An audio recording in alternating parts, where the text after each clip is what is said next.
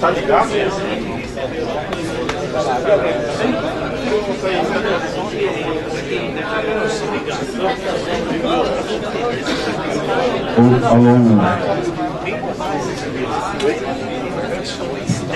Agora já resolveu, mas só pra fechar. Tá.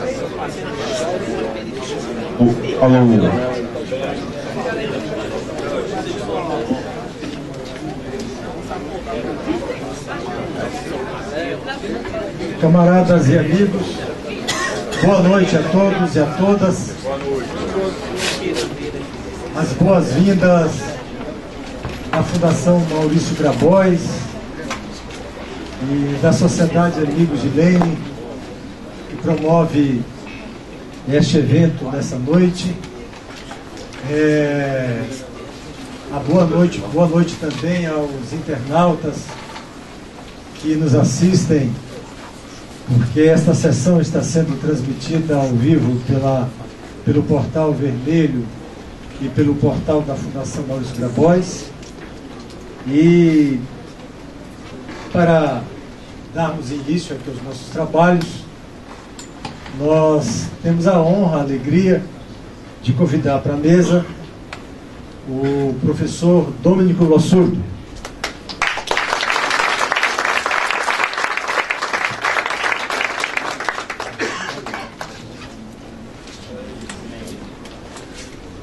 Domênico Lossurdo.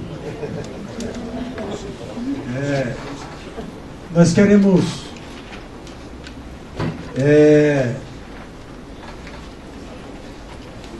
aqui, com alegria também, anunciar a presença. Aqui nós temos, todos nós aqui presentes somos personalidades e lideranças honrosas que prestigiam o professor Domênico Lossurdo, mas aqui nós temos vários membros da direção nacional do PCdoB e todos eles se sintam citados no nome da nossa presidenta Luciana Santos, que aqui se encontra. Também o nosso ex-presidente do nosso partido, que aqui se encontra também, Renato Rabelo. Eu tenho aqui o professor Guartim de Moraes, que coordena, preside a seção estadual da nossa fundação aqui no estado de São Paulo, e o camarada Barroso, que coordena os trabalhos da Sociedade Amigos de Lênin, que aqui representa este movimento que se inicia com o objetivo de divulgar,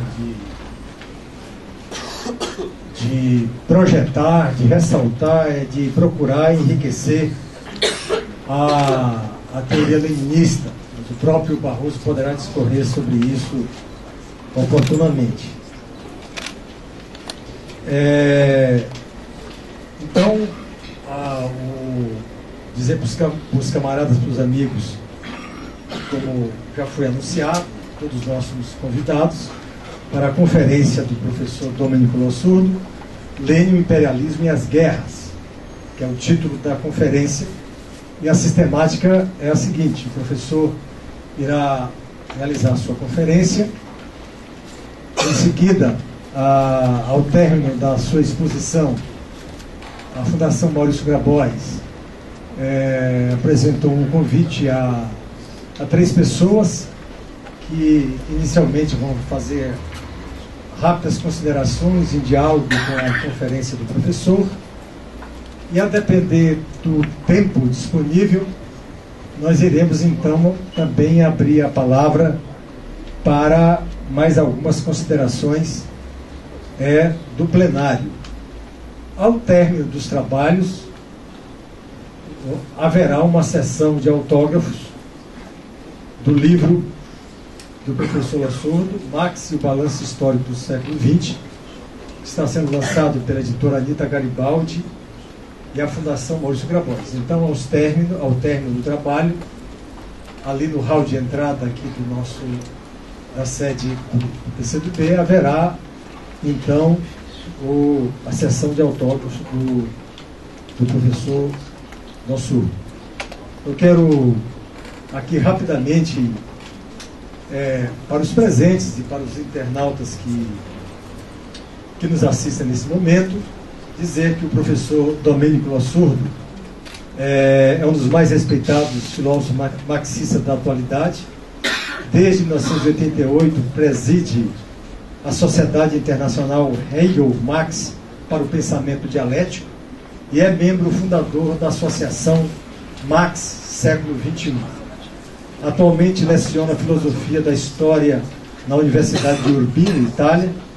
Possui uma obra monumental e é um dos estudiosos italianos mais traduzidos no mundo.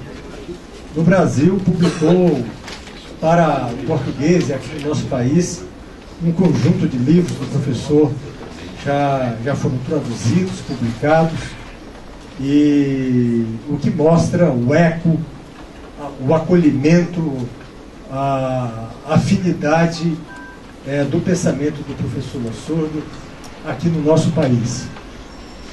O Partido Comunista do Brasil, a Fundação Maurício Grabois, entendem que o professor faz parte de um elenco de intelectuais e de militantes que procuram enriquecer, desenvolver o pensamento marxista através de uma das principais propriedades do marxismo, qual seja a de enfrentar os grandes problemas e os grandes dilemas de cada época histórica. Então, a elaboração do professor Nossurdo, ao nosso ver, contribui com esse trabalho, que é um trabalho mundial, de enriquecer a teoria revolucionária, de atualizá-la e, sobretudo, de que esse trabalho venha, portanto, qualificar a prática transformadora, a prática revolucionária, que é em última instância, a essência do marxismo. Antes aqui de passar a palavra para o professor Nossurdo, nós ouviremos também aqui rápidas considerações do camarada Barroso, que, como eu já disse, coordena a Sociedade Amigos de Lênin, que, ao lado da Fundação Maurício Grabois, promove esse evento, da mesma forma que eu já disse, a seção paulista da nossa fundação. Muito boa noite, camaradas e amigos, camarada Adalberto, presidenta Luciana, camarada Renato, todos da mesa. Eu queria inicialmente registrar com muita satisfação a presença entre nós da professora Lívia Osório, da professora Marli Viana, da professora Rita Coitinho, que junto com o Quartini Moraes e Augusto fizemos hoje uma reunião, importante reunião da nossa Sociedade do Amigo do Lênin, que conta ainda com a presença da participação do camarada Walter Sorrentino. Em rápidas palavras, camaradas e amigos, dizer que é uma honra, professor Nossurdo, recebê-lo nesse debate que fazemos hoje, acerca também do pensamento de Lênin, porque a ideia da Sociedade dos Amigos de Lênin teve, entre nós no partido, um apelo forte. Eu diria não só entre nós do partido.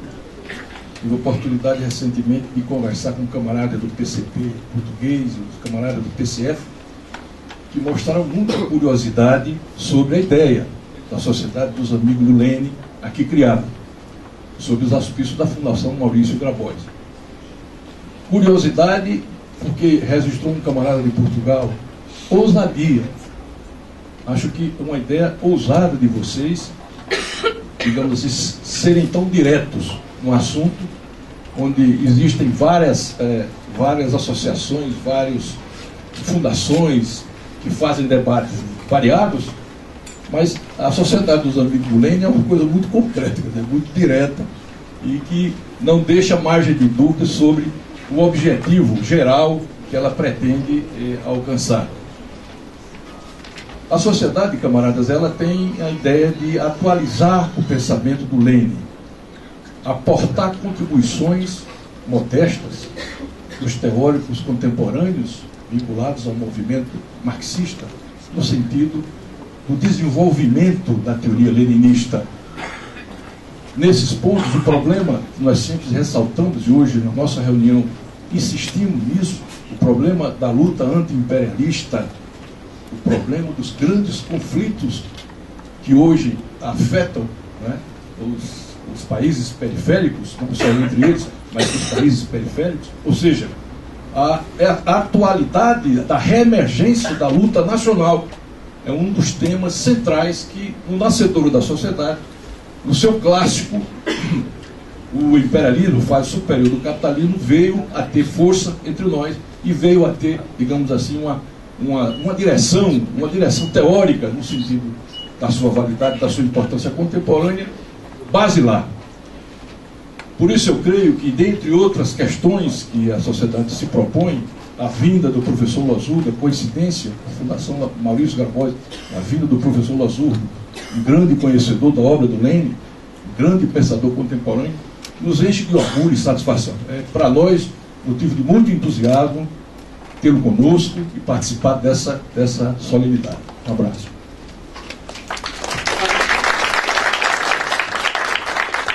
Quero aqui registrar a presença do presidente do PCdoB da cidade de São Paulo, o camarada Jamil Murad, e citando o Jamil, toda a militância do partido aqui em São Paulo que comparece a esta conferência, e também, afetuosamente, citar a presença do nosso amigo, do nosso camarada José Luiz de Arroio, que é o pai da nossa tradutora. Bom, então, vamos à conferência do professor Losurdo.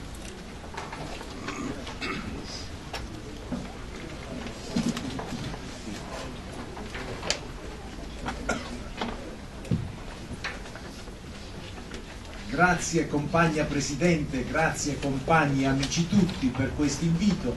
Companheira Presidente, companheiros, amigos. Obrigada, companheira Presidente. Agradece aos companheiros amigos pelo convite. Ci tengo a trattare questo tema, Lenin, l'imperialismo e la guerra. É muito importante para mim tratar esse tema, Lenin, o imperialismo e a guerra. Perché è un tema che sempre più diventa di attualità drammatica. Porque é um tema que é sempre mais atual e dramaticamente atual. E per dimostrare questo, comincio a citare un articolo che è apparso sulla rivista statunitense The National Interest del 7 maggio di quest'anno. E para falar disso, começarei citando um artigo que apareceu na revista estadunidense The National Interest em 7 de maio desse ano. L'autore si chiama Tom Nichols. O autor é o Tom Nichols. Ed è un professore che insegna al collegio di guerra navale. E é um professor que ensina no Colégio Naval de Guerra. Il titolo è già di per sé rivelatore. O título já de por si revela o tema. Il titolo dice in che modo America e Russia potrebbero provocare una guerra nucleare. O título assim fala: de que forma América e Rússia poderiam provocar uma guerra nuclear? Allora l'autore dice questa guerra nucleare non è impossibile. O que o autor fala é que a guerra nuclear ela não é impossível.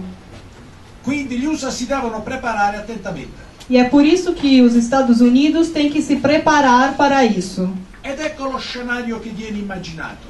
Eis o cenário imaginado pelo autor. La Russia non sopporta più, come successe nel 1999, la guerra contro la Jugoslavia.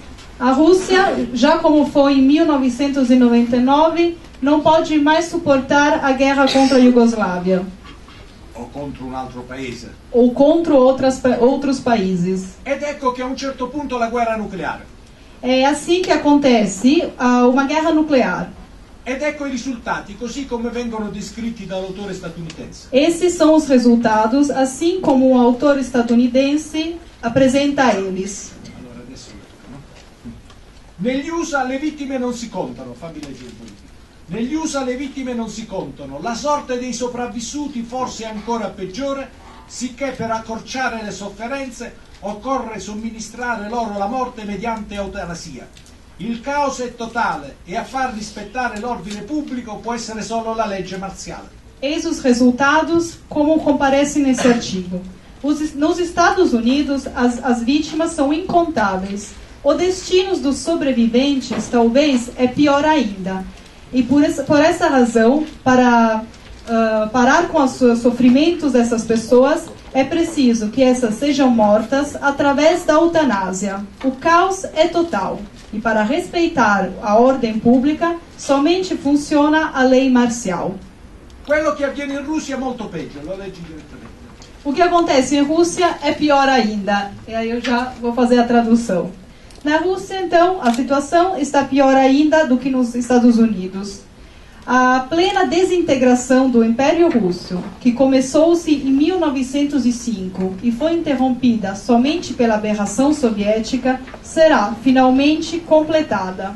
Eclodirá uma segunda guerra civil russa e a Eurásia, que durante décadas ou até mais tempo do que isso, será somente uma junta de estados étnicos devastados e governados por homens fortes.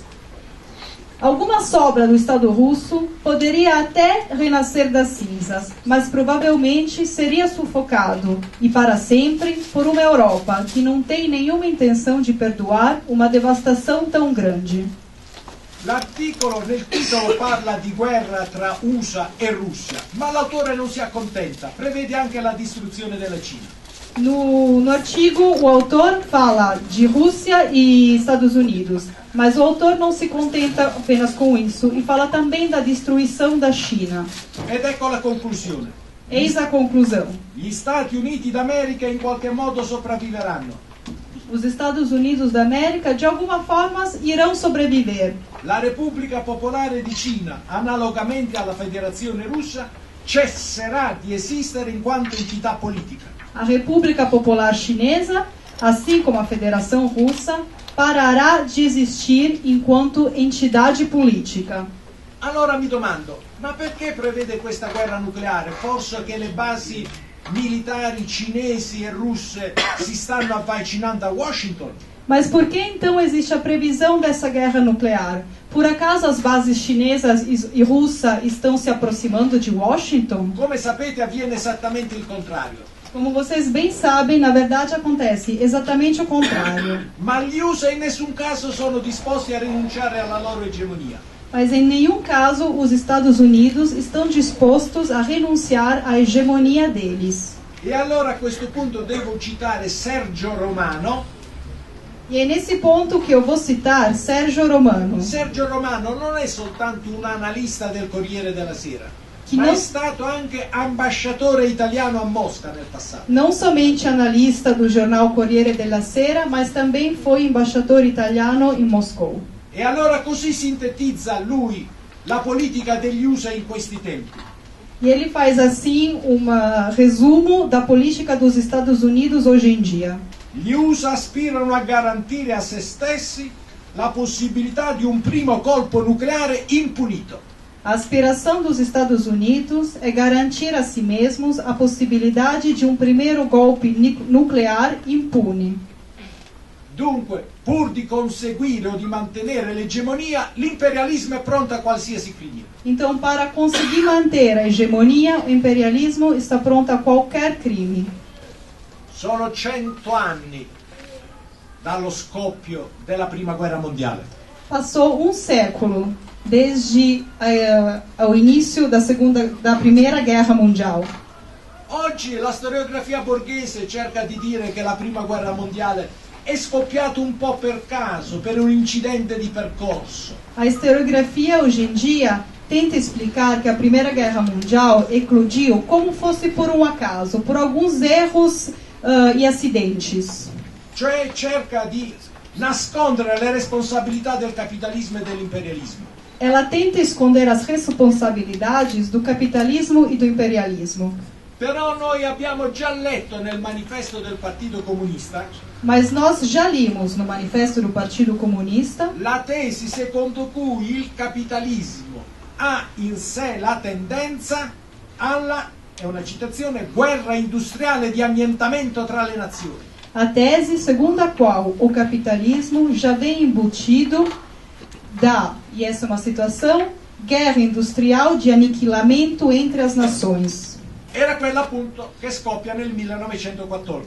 E essa que, de fato, eclode em 1914. D'altro canto nel 1895 Engels Por outro lado, em 1895, Engels metteva in guardia in questi termini. colocava em guarda nesses termos.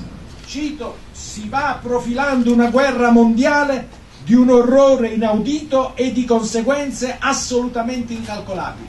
E a citação é: vá pegando forma no horizonte uma guerra mundial de um horror sem fim e consequências absolutamente incalculáveis. Ma che tipo di guerra è questa? Mas qual tipo de guerra é esse? Il bilancio che traccia Lenin ci deve far riflettere. O balanço traçado por Lenin nos faz refletir. Lenin definisce la prima guerra mondiale come una guerra fra i padroni di schiavi per il consolidamento e il rafforzamento della schiavitù. Lenin define a Primeira Guerra Mundial como uma guerra entre os donos de escravos para consolidar e reforçar a escravidão. Come? Le potenze civili dell'Occidente considerate come padroni di schiavi? Como assim?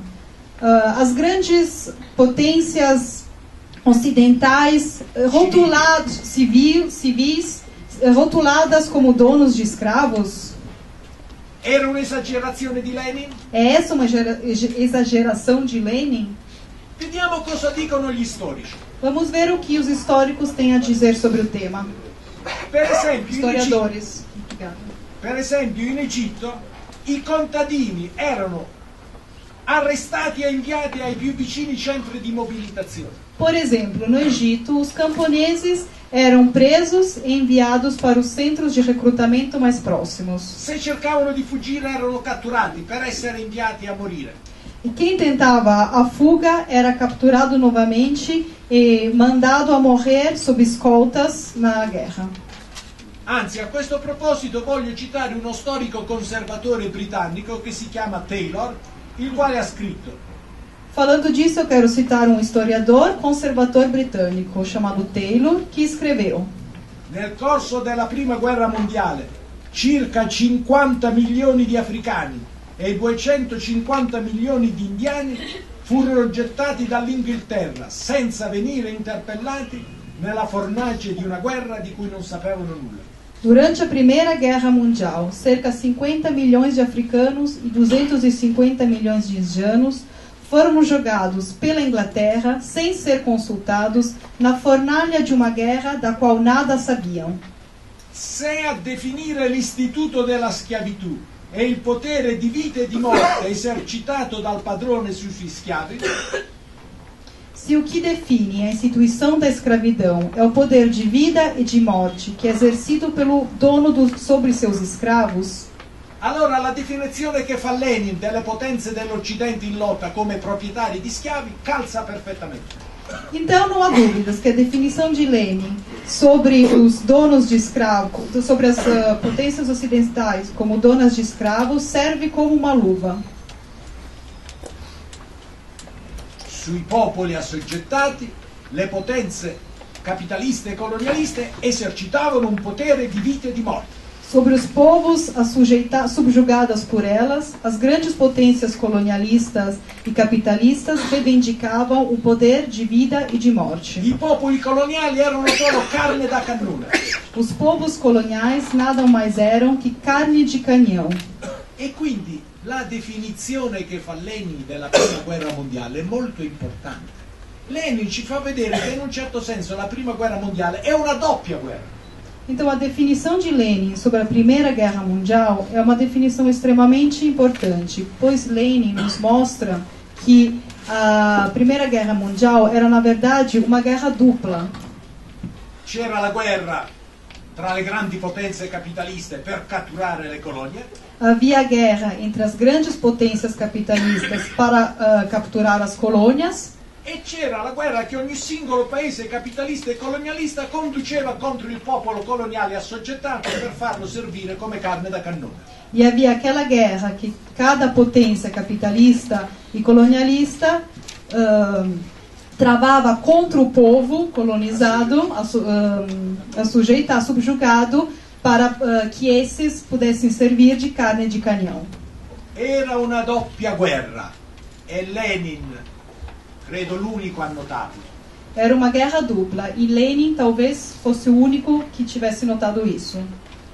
E Lenin conclude: l'originalità della situazione sta nel fatto che in questa guerra i destini delle colonie vengono decisi dalla lotta armata sul continente. E assim conclui Lenin. A originalidade dessa situação cabe no fato que nessa guerra os destinos das colônias são decididos pelas lutas armadas no continente. Lenin ha capito sin dall'inizio che nel Novecento la questione coloniale nazionale avrebbe giocato un ruolo essenziale. O que Lenin entendeu desde o começo é que no 900 a questão colonial, que no século XX a questão colonial teria tido um papel, a questão colonial e nacional teria desempenhado um papel fundamental. In effetti la questione coloniale e nazionale continuò a giocare un ruolo anche successivamente alla Prima Guerra Mondiale. De fato, a questão colonial e nacional continuou a desempenhar um papel mesmo depois do fim da Primeira Guerra Mundial. Cosa avviene dopo la rivoluzione d'ottobre? O que acontece após a Revolução de Outubro? Tutto il mondo capitalistico dice che con la rivoluzione d'ottobre al potere sono andati i barbari, i selvaggi. O mundo capitalista todo afirma que com a Revolução de Outubro quem subiu no poder são os bárbaros, I selvaggi. os selvagens, Ma lo intende nel senso stretto del termine. no senso próprio do termo. Un noto autore tedesco, ma che esprime la cultura dell'Occidente, Oswald Spengler, Um autor conhecido, alemão, mas que exprime a cultura de todo o Ocidente, Oswald Spengler, dichiara: con la rivoluzione d'ottobre la Russia ha gettato via la maschera bianca. declara que com a Revolução de Outubro a Rússia jogou fora a máscara branca. Ormai la Russia sovietica, secondo Spengler, è diventata parte integrante della popolazione di colore della terra. Segundo Spengler, nessa altura, a Rússia soviética virou parte integrante de todo o povo de cor da Terra. La Russia sovietica è il nemico terribile dell'umanità bianca. Sto sempre citando Oswald Spengler. Continuando citando o Oswald Spengler, a Rússia soviética virou inimigo mortal da humanidade branca. E allora, se nella Russia sovietica sono andati al potere i barbari e selvaggi, era l'opinione sia di Churchill sia di Hitler, la conclusione di Hitler è questa: noi tedeschi dobbiamo colonizzare la Russia sovietica. Então, se na Rússia soviética quem subiu ao poder eram os selvagens e os bárbaros, e essa era a opinião seja de Churchill, seja de Hitler, a conclusão de Hitler era que precisava se colonizar a Rússia soviética. E in effetti, se leggiamo le conversazioni a tavola di Hitler, E realmente, se a gente for ler as conversações à mesa do Hitler, a tavola Hitler parlava molto, ma senza bere, ma parlava lo stesso lui. o Hitler, ele falava muito. Ele não bebia, mas não obstante ele falava muito. E paragonava la conquista hitleriana dell'Europa orientale alla conquista del Far West in America. E ele comparava a guerra, a conquista da Europa Oriental pelas forças hitlerianas à conquista do Far West na América pela raça branca. Sarà la razza bianca, la razza ariana a trionfare. Questa è la tesi di Hitler. A tese de Hitler é que será a raça branca, a raça ariana, que triunfará. Se noi vogliamo sintetizzare la politica di Hitler, possiamo farlo in questo modo. Se a gente quiser fazer uma síntese da política de Hitler, a gente pode fazer dessa forma. Per un verso gli indigeni dell'Europa orientale, indigeni è l'espressione di Hitler, no? Per un verso gli indigeni dell'Europa orientale sono come i pelle rossa, che devono essere decimati o annientati in modo da rendere possibile la colonizzazione delle terre. De um lado, segundo Hitler, os indígenas da Europa Oriental, e esse é o termo que Hitler utilizava, indígenas da Europa Oriental, eles mereciam, eles tinham que ser escravizados e Prima annientati.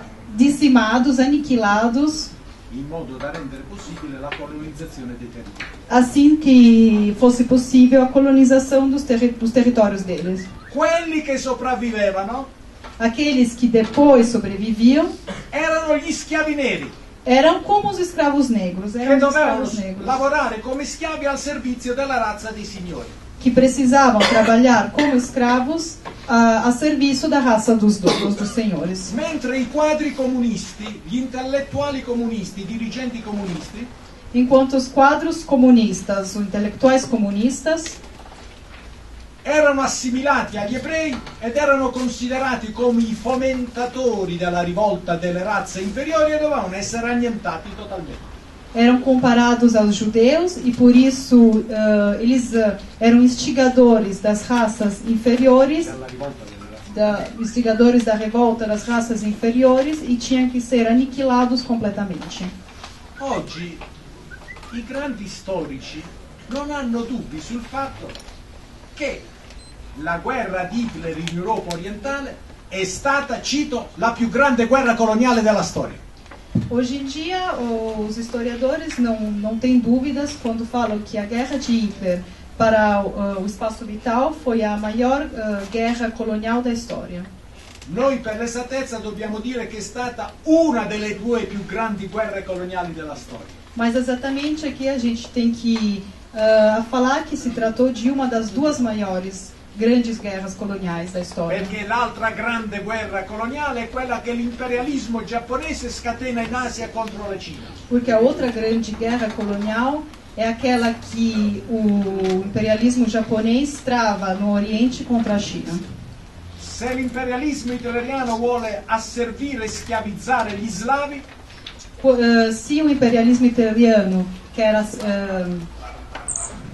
voleva asservire e schiavizzare gli queria slavi, escravizar e transformar em servos os eslavos, invece l'imperialismo giapponese intende schiavizzare per l'appunto i popoli cinesi e coreani.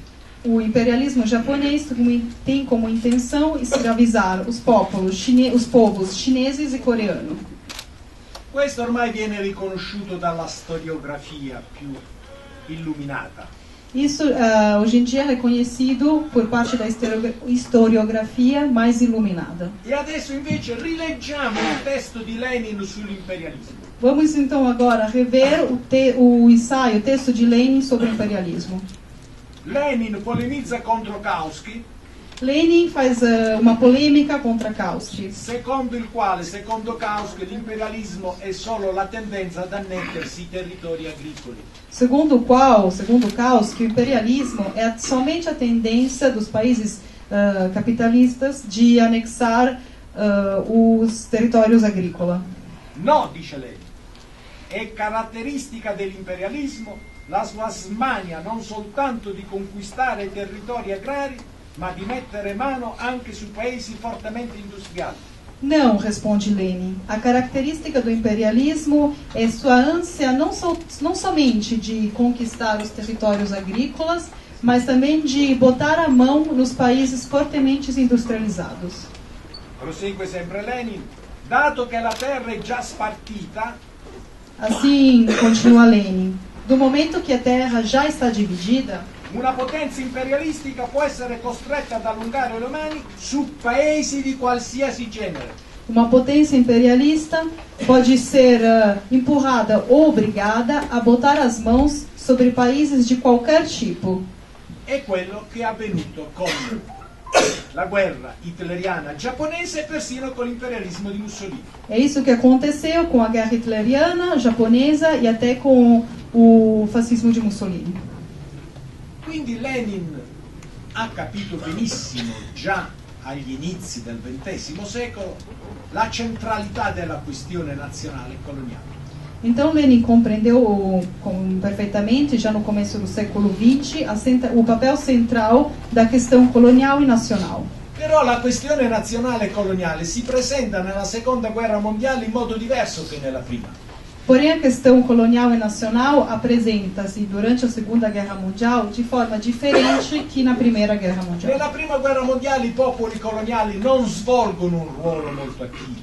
Na Primeira Guerra Mundial, os povos coloniais não desempenham um papel muito ativo.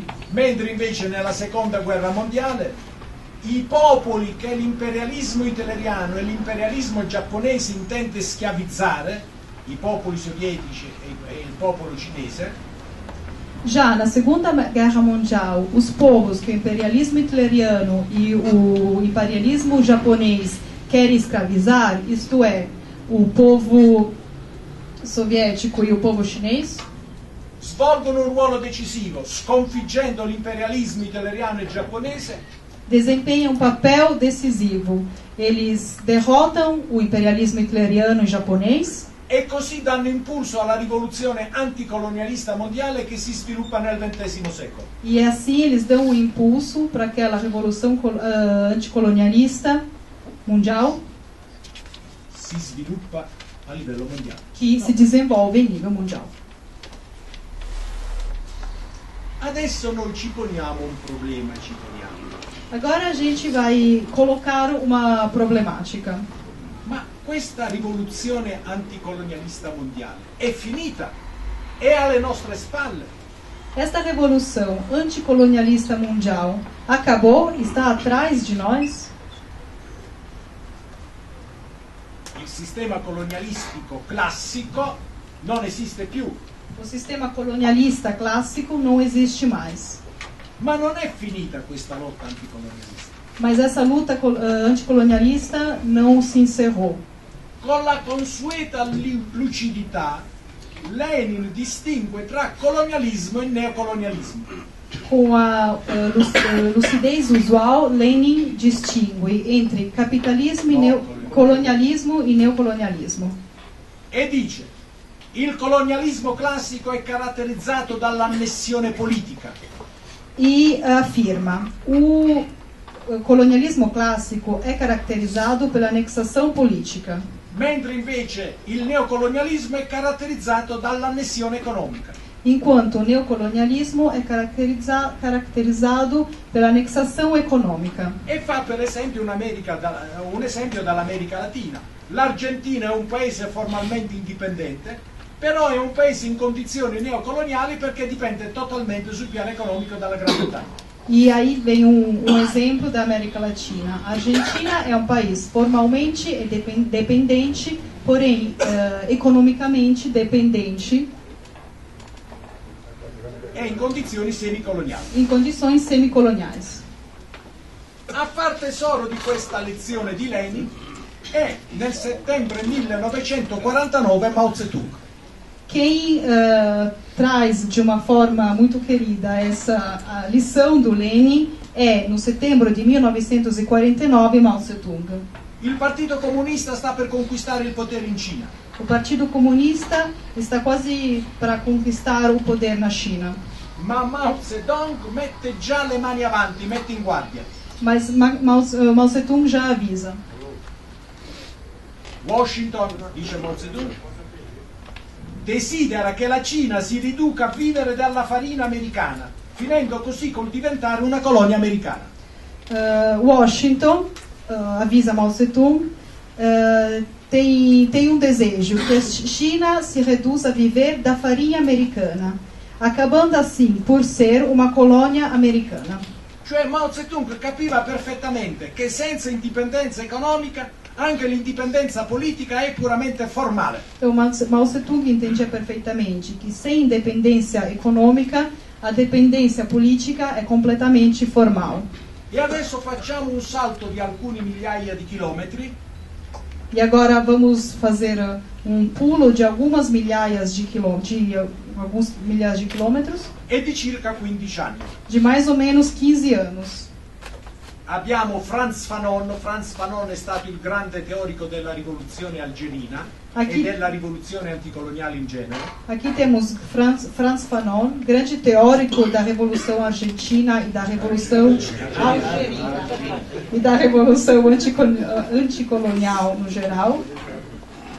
E anche Frantz Fanon mette in guardia, dice al popolo algerino e ai popoli anticoloniali: E Frantz Fanon também avisa e diz ao povo algerino e aos povos na luta anticolonial. Dice che quando una grande potenza capitalista e colonialista si sente costretta dalla lotta a concedere l'indipendenza al popolo che si è ribellato, E quando uma grande potência colonialista e capitalista sente-se obrigada pelo povo a ceder a independência, la potenza capitalista e colonialista si rivolge al popolo rivoluzionario in questi termini: a potência capitalista e colonialista fala assim para o povo revolucionário, al popolo. para o povo revolucionário. E dice così: giacché volete l'indipendenza, prendetevela, ma adesso crepate di fame. Já que vocês querem independência, então fiquem com ela, mas morram de fome. In tal modo, dice Frantz Fanon, l'apoteosi dell'indipendenza si trasforma in maledizione dell'indipendenza. E assim continua Frantz Fanon, que a apoteose da independência transforma-se em maldição da independência. Ho citato 3 personalità diverse: Lenin, Mao Zedong, Frantz Fanon. Tutti e 3 esprimono l'opinione che la conquista dell'indipendenza politica è solo una prima tappa della rivoluzione anticoloniale. Foi citado 3 personagens, Lenin, Mao Tse-tung e Fanon.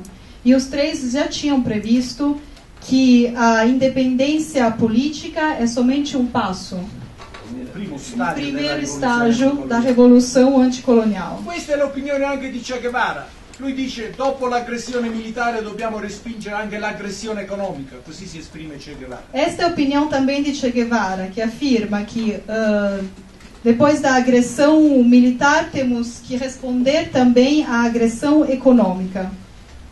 E in effetti gli Stati Uniti non conducono soltanto una guerra militare di tipo colonialista, conducono anche una guerra economica.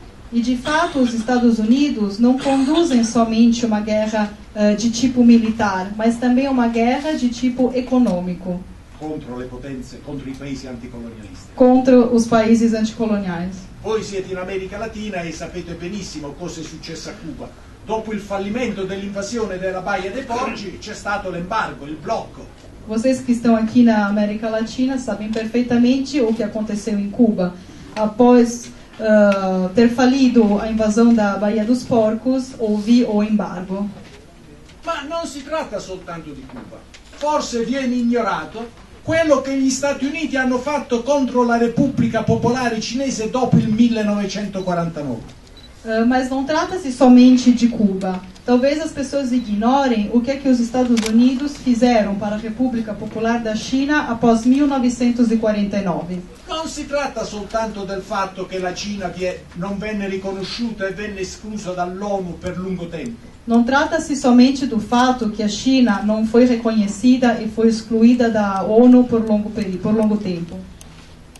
Esponenti di primo piano dell'amministrazione Truman, quindi all'inizio della guerra fredda, Funcionários em primeiro plano da administração Truman, então estamos na Guerra Fria, esprimono con chiarezza il loro programma. se colocam claramente sobre o programa da administração. Dicono: bisogna far sì che la Cina subisca la piaga di un generale tenore di vita attorno o al di sotto del livello di sussistenza, provocare arretratezza economica, un primitivo e incontrollato tasso di natalità, disordini popolari, creare la fame. É preciso que a China padeça a praga de um teor de vida generalizado que esteja por volta ou abaixo do nível de subsistência. Provocar atraso econômico e atraso cultural. Uma taxa de natalidade primitiva e incontrolada. Desordens populares. Infligir um custo pesado e muito estendido para toda a estrutura social e criar, em última análise, um estado de caos. Sono così esponenti dell'amministrazione Truman che si esprimono in modo chiaro e brutale. São esses funcionários da administração Truman que se colocam de forma muito clara sobre esse tema. Le amministrazioni cambiano. Negli anni 60, come sapete, poi va alla Casa Bianca Kennedy, un presidente cosiddetto democratico.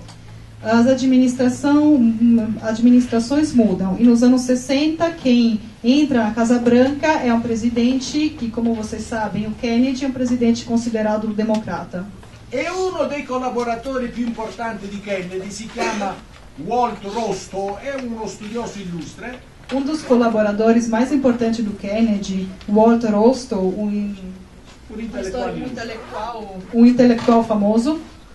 Lui si vantava, diceva: grazie alla politica di accerchiamento e di embargo economico contro la Cina abbiamo ritardato lo sviluppo economico di questo paese, è una citazione, per decine di anni. E ele até se gabava que graças a essa política de cerco econômico, o desenvolvimento econômico da China tinha sido atrasado pelo menos por décadas. Successivamente c'è stata l'apertura della Cina al mercato, ci sono state le riforme di Deng Xiaoping. Em seguida, houve a abertura da China ao mercado com as reformas de Deng Xiaoping. Ma sapete con quale spirito gli USA promuovevano l'apertura della Cina al mercato mondiale? Mas qual foi o espírito com o qual os Estados Unidos promoveram essa abertura da China para o mercado? Uno storico conservatore britannico, si chiama Neil Ferguson, ha scritto: alcuni analisti statunitensi predissero che le zone economiche speciali in Cina sarebbero diventate una sorta di colonia americana in Asia orientale. Gli americani credevano che la Cina sarebbe diventata una gigantesca succursale economica degli Stati Uniti. Então, o historiador estadunidense Neil Ferguson se exprimia assim: alguns analistas previram até que as zonas econômicas especiais elas se transformariam em um tipo de colônia americana na Ásia Oriental. Os americanos acreditavam que a China se transformaria em uma gigantesca sucursal econômica dos Estados Unidos. Tutti sanno che questo desiderio non si è realizzato. La Cina in realtà si è sviluppata molto sul piano tecnologico ed ecco che gli Stati Uniti adesso promuovono il pivot, cioè lo spostamento della loro gigantesca forza militare in Asia in direzione contro la Cina. Todos sabemos que esse cenário não aconteceu e a China se desenvolveu enormemente, economicamente e tecnologicamente, e é por isso que os Estados Unidos promoveram o pivot, quer dizer, a mudança de lugar do enorme contingente militar deles. Così possiamo capire l'articolo pubblicato su The National Interest che ho citato all'inizio. E agora a gente pode entender aquele artigo que foi citado no começo, publicado no The National Interest, che parla persino di guerra nucleare. que fala até em guerra nuclear. Ma adesso ritorniamo a Lenin e vediamo le definizioni che Lenin dà di imperialismo. Agora vamos voltar em Lenin e ver as definições que Lenin nos oferece sobre imperialismo. Una delle definizioni è questa, vi chiedo di fare attenzione: l'imperialismo è la pretesa da parte delle grandi potenze ad atteggiarsi a nazioni modello, attribuenti a se stesso il privilegio esclusivo di formazione dello Stato e negandolo ai barbari delle colonie e semicolonie. Uma das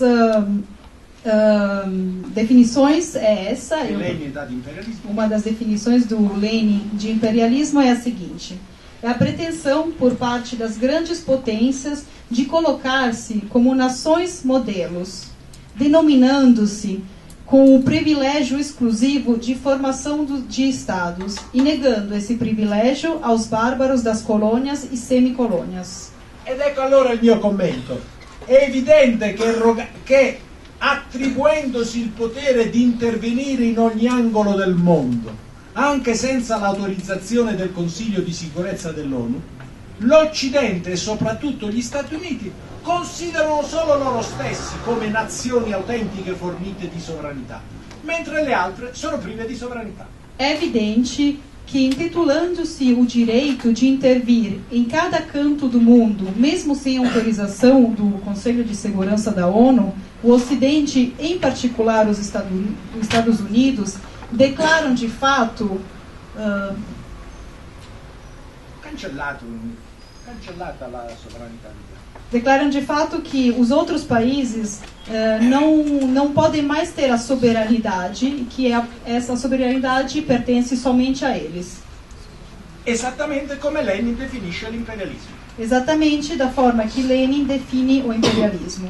E ora vediamo un'altra definizione dell'imperialismo data da Lenin. Vamos ver agora outra definição também de Lenin sobre imperialismo. Cito Lenin: l'imperialismo è la pretesa di dominare il mondo avanzata da poche nazioni elette. A citação de Lenin é: o imperialismo é a pretensão de dominar o mundo que vem somente de poucas nações eleitas. E adesso leggiamo la dichiarazione di Bush Junior, il predecessore dell'attuale presidente. Vamos agora ler a declaração de Bush Jr., que é um antecessor do atual presidente dos Estados Unidos, Obama. Bush Jr. condusse la campagna elettorale che lo fece diventare presidente con questa parola d'ordine. Bush Jr. conduzia a campanha eleitoral com a qual ele se tornou presidente com o seguinte dogma: la nostra nazione è eletta da Dio e ha il mandato della storia per essere un modello per il mondo. Finita la citazione. A citação é: a nossa nação é eleita por Deus e tem o mandato, a tarefa da história para ser um modelo para o mundo. È straordinario, Bush Jr. parla esattamente come gli imperialisti bollati da Lenin. É extraordinário. O Bush Jr. fala exatamente da mesma forma dos imperialistas rotulados por Lenin. Ma cos'è? Bush Jr. ha qualche rotella nel cervello che non gli funziona, non sa ragionare bene? Mas o que acontece? O Bush Jr. ele não é todo certo, ele não consegue raciocinar direito? No, suo padre, Bush Senior, ragionava esattamente allo stesso modo. Não, o pai dele, o Bush Senior, Bush pai, ele também raciocinava exatamente da mesma forma. Cito Bush Senior: io vedo l'America come leader, come l'unica nazione con un ruolo speciale nel mondo. Então a citação: eu enxergo a América como um líder, como a única nação que tem um papel especial no mundo. Ma sono soltanto i presidenti repubblicani ad usare questo tono così enfatico? Mas somente os presidentes republicanos usam esse tom assim exagerado? No, i presidenti democratici, se possibile, sono ancora più enfatici. Não, os presidentes democráticos, se possíveis, são mais enfáticos ainda. Ascoltiamo Bill Clinton, il più democratico di lui. Vamos ver o Bill Clinton. Quem mais democrata que o Bill Clinton?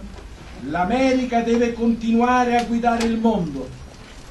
A América precisa continuar guiando o mundo. La nostra missione è senza tempo, timeless, eterna. A nossa missão é atemporal, timeless, eterna. Ma come sono modesti questi democratici statunitensi? Mas esses democratas, como são modestos. Ma almeno Obama è qualcosa di diverso? No, sapete che uno dei più recenti discorsi Obama ha definito gli USA come la sola nazione indispensabile.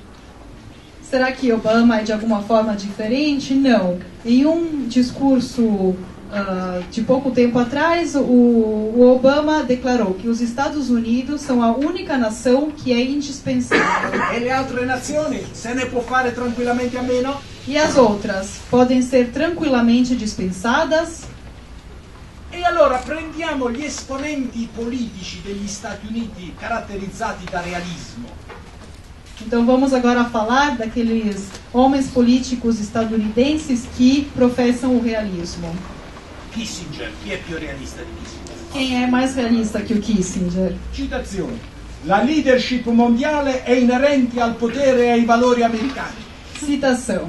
A liderança mundial é própria do poder e dos valores americanos. Oppure un esponente del neoconservatorismo dei giorni nostri, si chiama Kagan. Ou então vamos pegar um dos líderes do neoconservatorismo dos Estados Unidos hoje em dia, Kagan. Citazione. L'ambizione a svolgere un ruolo da protagonista sulla scena mondiale è profondamente radicata nel carattere americano. Citação. A ambição de desempenhar um papel de protagonista na cena mundial é profundamente enraizada no caráter americano. Ma chi vorrà sfidare il carattere americano? E quem quer desafiar o caráter americano? Lenin ci ha insegnato Lenin nos ensinou che la teoria e la pratica della disuguaglianza tra le nazioni è l'essenza dell'imperialismo. que a teoria prática das desigualdades das nações é a essência do imperialismo. L'imperialismo classico parlava di supremazia bianca, parlava del colore della pelle. O imperialismo clássico falava de supremacia dos brancos, de cor da pele, White supremacy. white supremacy. Oggi si parla di western supremacy, di supremazia occidentale, ma non è che sia cambiato moltissimo. Hoje se fala de western supremacy, que é a supremacia ocidental, mas na realidade não mudou muito. E noi negli ultimi tempi assistiamo a tutta una serie di guerre coloniali che stanno distruggendo uno Stato dopo l'altro. 1999 è stata distrutta la Jugoslavia, poi è stata la volta dell'Iraq, della Libia, della Siria. E hoje em dia a gente assiste a toda uma série de guerras coloniais que estão destruindo toda uma série de estados. Em 1999 foi a vez da Iugoslávia, depois do Iraque, da Líbia e da Síria. Perfetto, grazie. Queste sono le cosiddette piccole guerre. Lenin ironizzava, le cosiddette piccole guerre sono guerre piccole perché muoiono soltanto i barbari. Invece le potenze occidentali, strapotenti, non sopportano gravi perdite. Essas são definidas como as pequenas guerras, e isso sobre o Lenin fazia ironia sobre isso, as pequenas guerras onde somente morriam os bárbaros e não os habitantes das grandes potências. Ma ora queste piccole, cosiddette piccole guerre mondiali rischiano di trasformarsi in grandi guerre contro la Cina o contro la Russia. Mas essas pequenas guerras agora correm o risco de desaguar em guerras em grande escala contra a Rússia e a China. Perché contro la Russia e la Cina? E por que justamente contra esses dois países, a Rússia e a China? Sulla Cina non mi voglio soffermare. È evidente che la Cina è il paese che ha fatto la più grande rivoluzione anticoloniale della storia. Não vou falar muito sobre a China, pois é evidente que a China é um país que travou a maior guerra anticolonial da história. E la Russia? Sulla Russia bisogna fare chiarezza. E a Rússia? Sobre a Rússia precisa um pouco mais de clareza. La Russia per tanto tempo è stato un paese espansionista e imperialista, non c'è ombra di dubbio. A Rússia por muito tempo foi um país expansionista e imperialista. Però noi dobbiamo capire la storia della Russia in modo più equilibrato. Mas precisamos entender a história da Rússia de forma mais equilibrada. La Russia sì è stato un paese imperialista, ma per tanto tempo è stato un paese assoggettato, sottomesso, ridotto in termini più o meno coloniali. Por muito tempo é verdade que a Rússia foi sim um país colonialista, mas é também verdade que por muito tempo foi um país subjugado em um estado semicolonial. Dal 1200 al 1400 la Russia ha subito il dominio mongolo. De 1200 a 1400 a Rússia sofreu o domínio mongol. Nel 1600 Mosca era occupata dai polacchi. Em 1600 Moscou foi ocupada pelos polacos. La Russia ha subito l'invasione di Carlo XII di Svezia, di Napoleone e di Hitler. A Rússia sofreu a invasão de Carlo XII da Suécia, de Napoleão e de Hitler. Ma non è neppure questa la questione più importante. La questione più importante è un'altra, che la Russia facilmente si può trasformare da grande potenza in paese coloniale e semicoloniale. Mas não é nem isso a questão mais importante. A questão mais importante é a facilidade com a qual a Rússia pode se transformar de grande potência a país colonial ou semicolonial. Dopo la prima guerra mondiale, dopo la sconfitta subita nella prima guerra mondiale, la Russia di fatto era diventata un paese semicoloniale. Após a derrota sofrida na Primeira Guerra Mundial, de fato a Rússia tinha se tornado um país semicolonial. Stalin con grande lucidità disse: i paesi dell'Occidente ci considerano come l'Africa centrale, così si esprimeva. Com muita lucidez, Stalin afirmou: os países ocidentais nos consideram como a África centrale.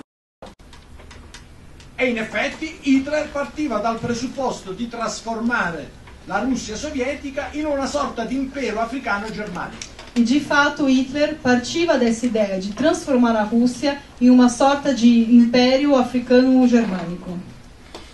Dopo la fine della guerra fredda è successa la stessa cosa. Após o fim da Guerra Fria aconteceu a mesma coisa. La Russia stava diventando una semicolonia. A Rússia se estava transformando em uma semicolonia. Perché le privatizzazioni selvagge introdotte da Yeltsin, Porque as privatizações selvagens introduzidas por Yeltsin non solo privarono tutta la nazione russa della ricchezza sociale prodotta nei decenni precedenti, privaram toda a nação russa da riqueza social produzida nas épocas precedentes. ma privarono la Russia anche delle risorse energetiche nazionali che rischiavano di cadere nelle mani dell'Occidente. Mas também tiraram da Rússia os recursos energéticos nacionais que corriam o risco de cair nas mãos da Europa Ocidental. D'altro canto, forse voi conoscete tutti questo grande stratega statunitense che si chiama Brzezinski. Brzezinski ha collaborato con l'amministrazione Carter, viene considerato un grande stratega. Por outro lado, vocês devem conhecer, todo mundo, grande Stratega. Geopolítico da administração Carter, Brzezinski, Ma che è ancora vitale più che mai. que ainda hoje é muito atual. No, è molto vitale. É muito vital, Purtroppo è vitale. infelizmente, vital. Allora, Brzezinski nel 1997 ha scritto, è una citazione: la Russia è uno stato in disfacimento.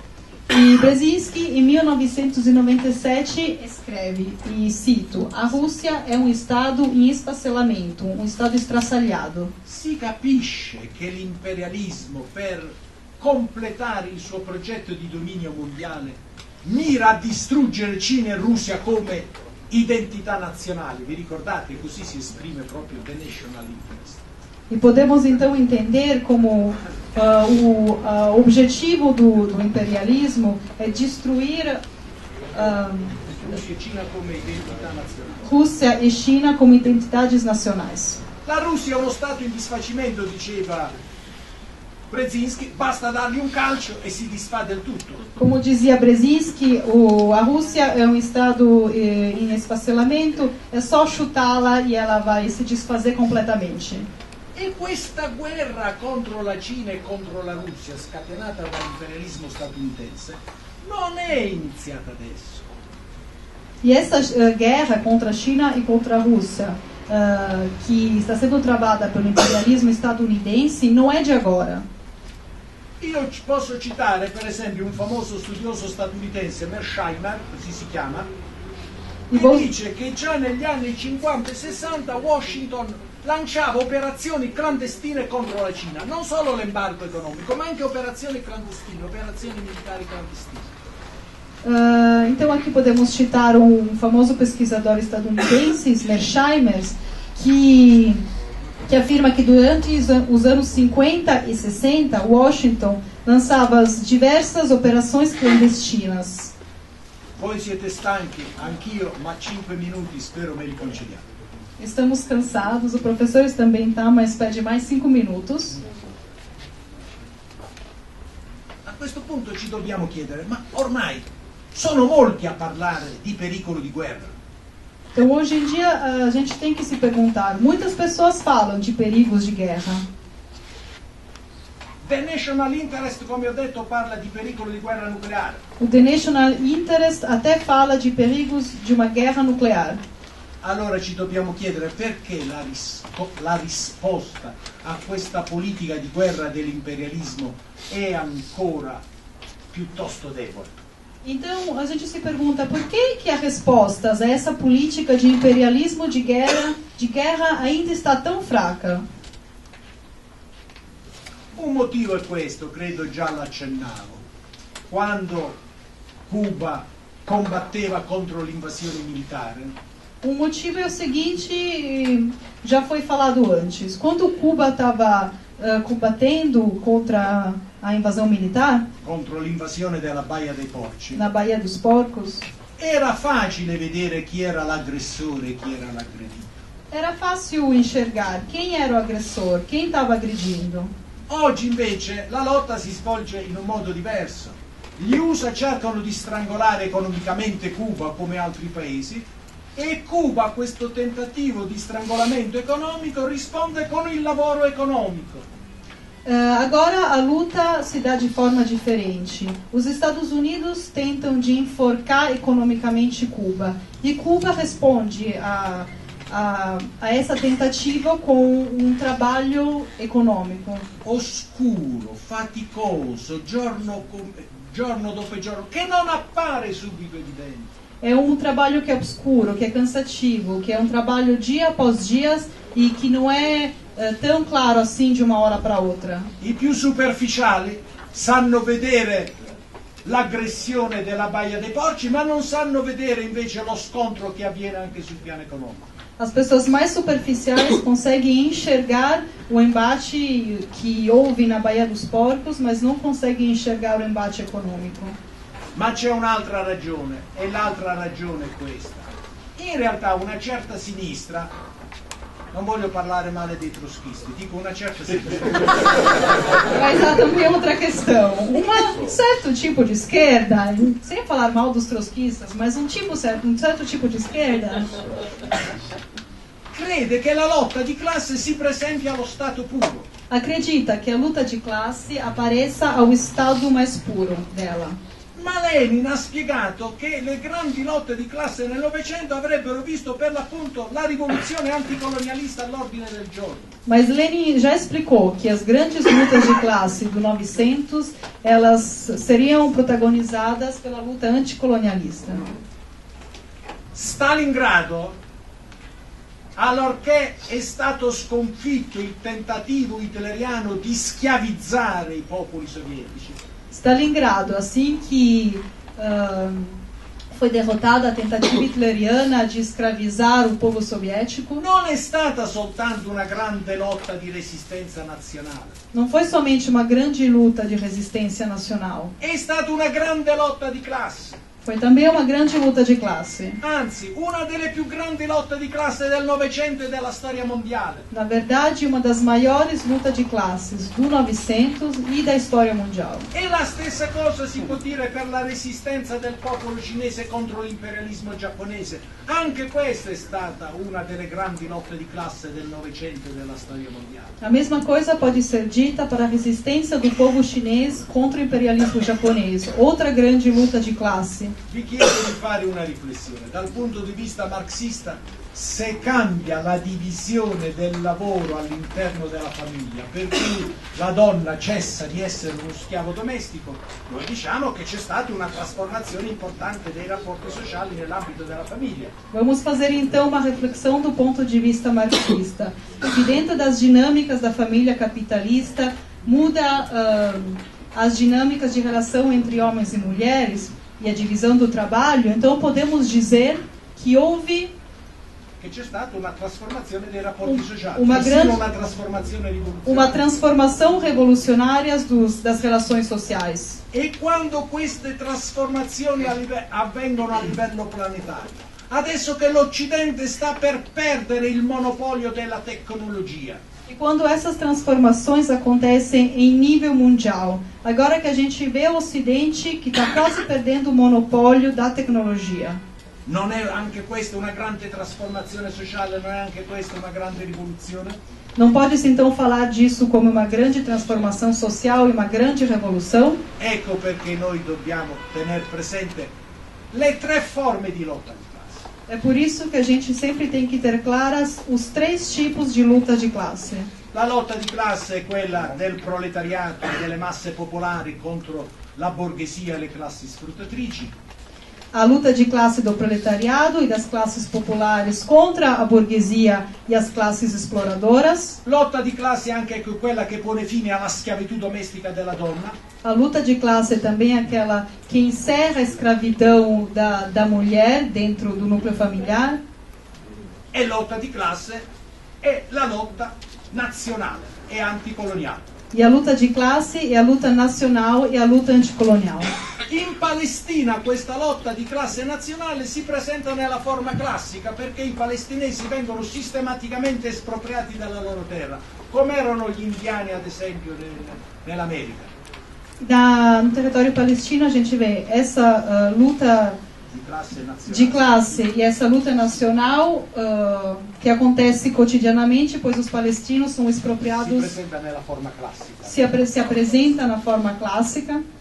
Mentre invece negli altri paesi è la lotta contro il neocolonialismo, contro la stessa dottrina Moro, contro la pretesa delle nazioni, sedicenti nazioni elette da Dio di dominare il mondo. Enquanto nos outros países essa luta é a luta anticolonial, a luta contra a doutrina Monroe, a luta contra a pretensão dos países ocidentais de se colocar come le nazioni elette da como Dio con il compito di dominare. As nações eleitas por Deus com a tarefa de dominar o mundo. In questo caso la lotta di classe nazionale e anticoloniale è la lotta contro il neocolonialismo. Nesse caso, a luta de classe nacional e anticolonial é a luta contra o colonialismo. Concludo permettendomi di dare un suggerimento che può anche essere ignorato. Concluo e eu me permito de fazer uma sugestão que pode também ser ignorada. Tra 2 anni, 2017, c'è il 100° anniversario della pubblicazione dell'Imperialismo, fase suprema del capitalismo di Lenin. E daqui a 2 anos, em 2017, será o centenário da publicação do livro de Lenin. Imperialismo, face suprema del capitalismo. O imperialismo, face suprema do capitalismo. Ma l'anno dopo, 2018, mas o ano seguinte, 2018, è il bicentenario della nascita di Karl Marx. É o bicentenário do nascimento de Karl Marx. Il quale Marx, nel manifesto del Partito Comunista, aveva previsto la guerra industriale di annientamento tra le nazioni. E Marx, já no Partido Comunista, no Manifesto Comunista, previu a guerra industrial de aniquilamento entre as nações. Ecco, questi due dati in pratica coincidono. Il testo di Lenin sull'imperialismo coincide con la messa in guardia che già Marx faceva della guerra industriale di annientamento tra le nazioni. Questa coincidenza è casuale, ma io credo che questa coincidenza casuale ci può aiutare a chiarire ancora meglio l'importanza e l'attualità della teoria di Marx e di Lenin. Vi ringrazio.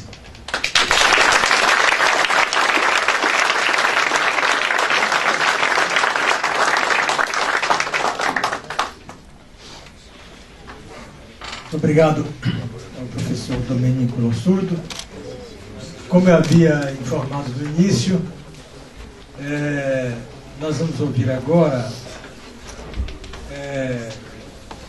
a convite aqui dos promotores do evento, da Fundação Maurício Grabois, da Sociedade Amigos de Lenin.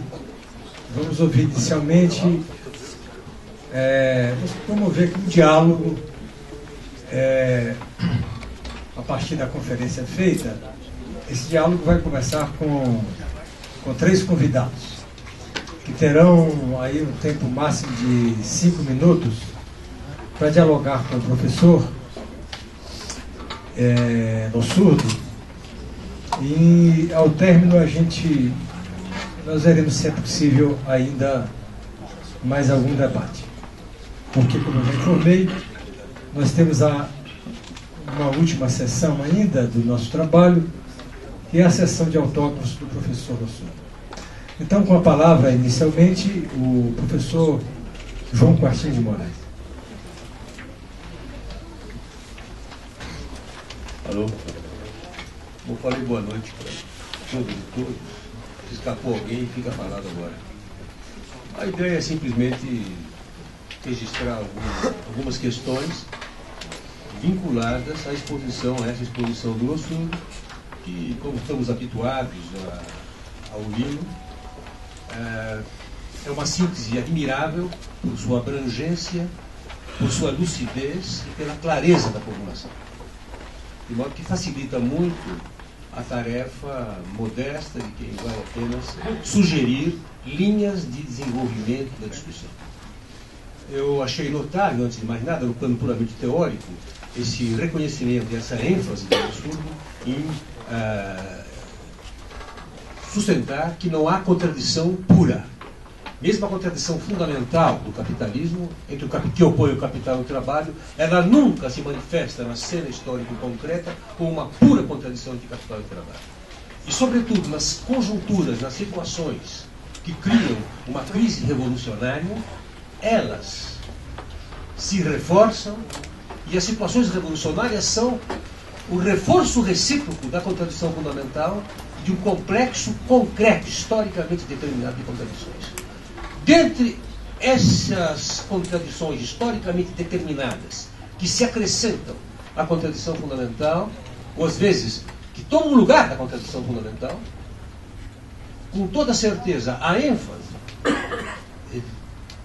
do Lossurdo na questão nacional e no combate anti-imperialista como um momento decisivo da luta dos povos por sua emancipação, e que é o que no século XX nós assistimos como o maior avanço da humanidade na luta pela emancipação, teve esse conteúdo, não foi o único, mas as grandes revoluções que permanecem, a chinesa, a vietnamita, foram lutas, revoluções com um fortíssimo conteúdo de libertação nacional, em que a contradição proletários e burguesia estava forte, sempre presente, sempre. Que era a China nos anos 20, que era o Vietnã na colonização francesa. Um povo proletarizado em condições subproletárias, no sentido de que não tinham os direitos que os trabalhadores proletários da Europa tinham. Esse é o problema. Sobreexplorados. Mas eram proletários. Viviam do seu trabalho e eram miseravelmente explorados. Esse é o ponto. Essa ênfase do Lossurdo nos faz pensar, quer dizer, justa, nos faz pensar num grande problema histórico do comunismo, que é uma inflexão determinada pela situação objetiva. É um exemplo que eu já lembrei várias vezes, me perdoe que já ouviram lembrar isso. Na abertura do primeiro congresso, o congresso de fundação do Comintern, da Internacional Comunista, Lenin, em geral muito cometido e sóbrio, ele não era brincalhão nem um pouco, nada, disse: camaradas, aproxima-se a hora da fundação da República Mundial dos Sovietes. Ele não estava delirando ali. Aquilo estava na hora dele. Apenas 4, 5 anos depois, as grandes vagas revolucionárias do proletariado europeu se quebraram os muros da reação da contra-revolução. Antes mesmo que se quebrassem, e nos poucos anos que lhe restava viver, Lenin apontou, com grande lucidez, um certo deslocamento das contradições rumo ao mundo colonial. Mas não foi ele, foi aquele que assumiu a direção do Partido Bolchevique, da Revolução Bolchevique em sua morte, e não tenhamos medo de dizer, aquele que conduziu corretamente essa revolução, estou me referindo a Stalin, ele incluiu, isso é um ponto, aliás, que vi você lembrar, mais de uma vez lembrar, o velho dístico do movimento operário revolucionário europeu, o apelo à emancipação da humanidade, que dizia: proletários do mundo inteiro univos, foi graças a uma iniciativa de Stalin que acrescentou-se a este dístico, proletários do mundo inteiro univos, assim, proletários e povos coloniais do mundo inteiro univos. Isso é Stalin. Então Stalin teve muitos defeitos, nós sabemos, mas ele é detestado, como outros, por suas qualidades, pelo imperialismo e pela reação. Eu termino por aqui, porque é uma réplica, e muitos têm que falar, exatamente, com contribuições melhores que a minha.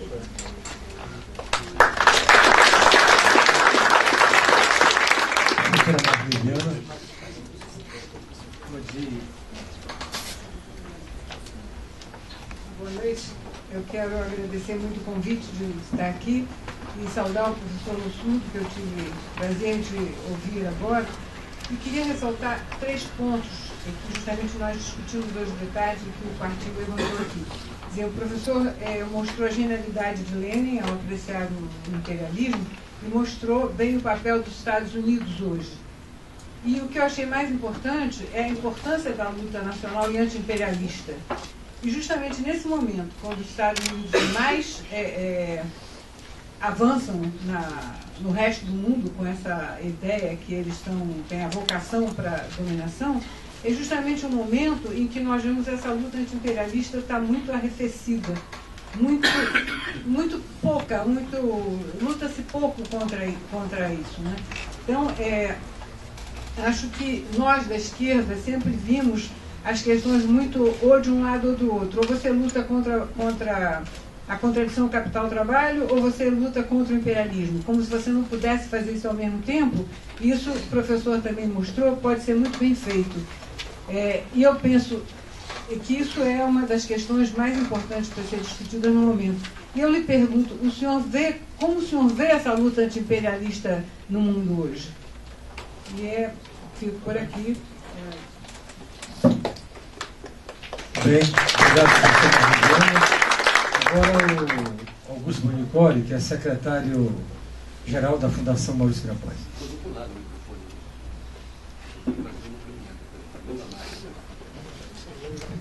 Parece que os 3 combinaram a questão próxima, né? A primeira questão que eu acho que é importante, antes de tudo, que gostaria de também congratular a brilhante participação da Lavínia nessa tradução do Lossurdo, que foi uma das melhores que eu já vi conhecendo a trajetória do debate do Lossurdo aqui no Brasil. A primeira coisa é essa: o Lossurdo levanta uma questão, toda a exposição dele foi nesse sentido, não só aqui, mas nos diversos livros publicados, inclusive pela editora Anita Garibaldi, a centralidade hoje da questão nacional. Isso está na contramão, né, da esquerda mundial hoje.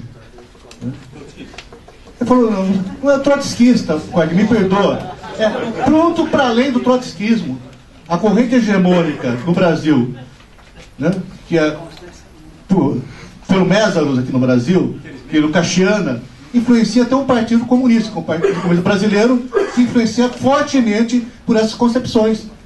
Né? O candidato à presidência da República desse partido disse não que existe uma questão nacional no Brasil, que as bandeiras nacionais são bandeiras capitalizadas pela direita, que a esquerda não pode levar para si as bandeiras nacionais. Então a questão central, não no Brasil, na Europa, né? Desde a derrota política do leste europeu, da União Soviética, essas ideias que negam o leninismo, né, são predominantes. Portanto, o Lossurdo é importante nesse sentido, reforçar a concepção leninista, né, de revolução, que não é só leninista, né? Essa diferenciação e contradição fundamental, que é capital e trabalho, é a contradição principal, que às vezes se traduz da contradição imperialismo de povos, está colocado desde Marx. Não é novidade.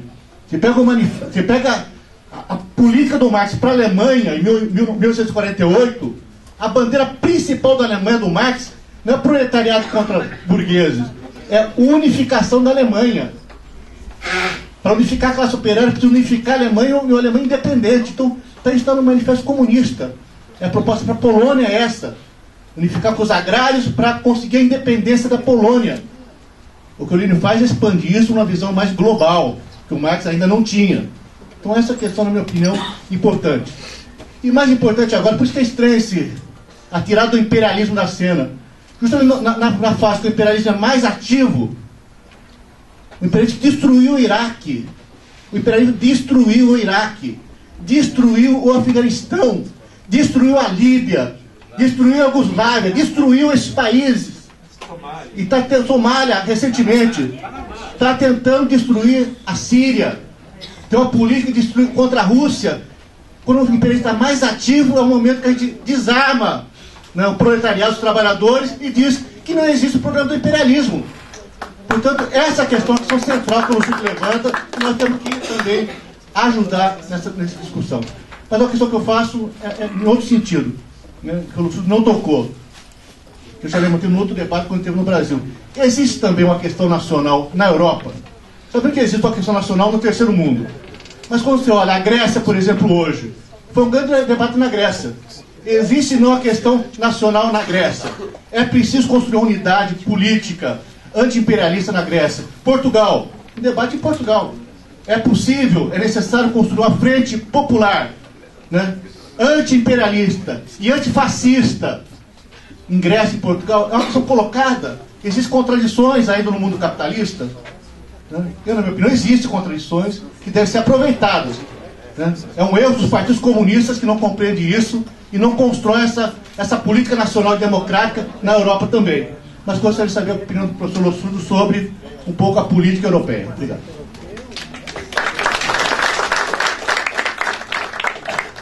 Muito bem, nós vamos ouvir mais 5 participações no plenário.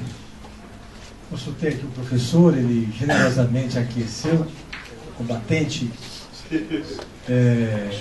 Então nós temos aqui já escritos o Pedro Oliveira, a companheira, a Mariana, Jéssica. A Mariana e a Jéssica. Então, Pedro Oliveira.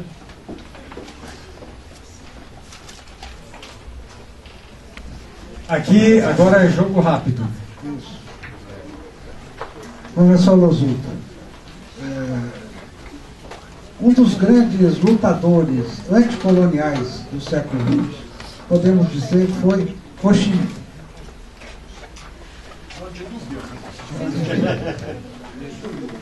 Ele, inclusive, descobriu um mundo novo na hora que ele leu o texto do Lenin no Humanité sobre a luta anticolonial. Ele soube levar seu povo a vitórias contra o exército colonial francês em 54, derrotou o exército americano pela primeira vez na história reconhecida, apesar de que eles dizem que na Guerra da Coreia foi empate. Para isso, ele teve que debater dentro do Partido Comunista Francês, dentro da Internacional, para fazer com que os comunistas dessem atenção à luta colonial, fazendo inclusive comparações com o volume de trabalhadores envolvidos nas colônias e os trabalhadores dentro dos países nacionais. Podemos dizer que Ho Chi Minh aportou contribuições teóricas e práticas à luta anti-imperialista? Muito bem, a Mariana.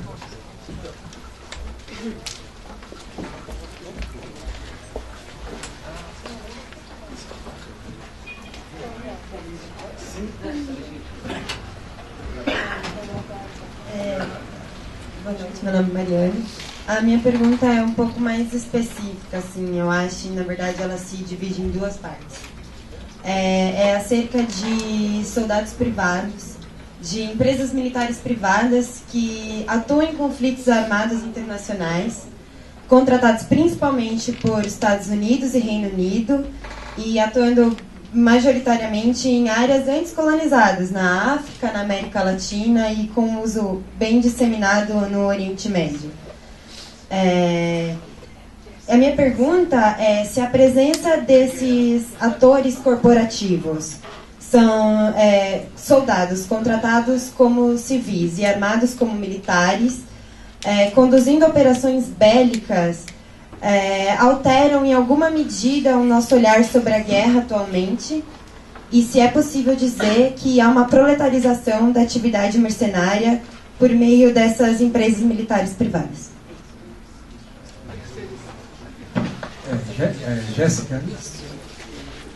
Jéssica, depois a Rita.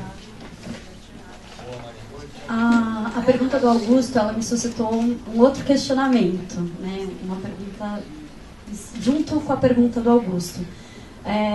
Como se faz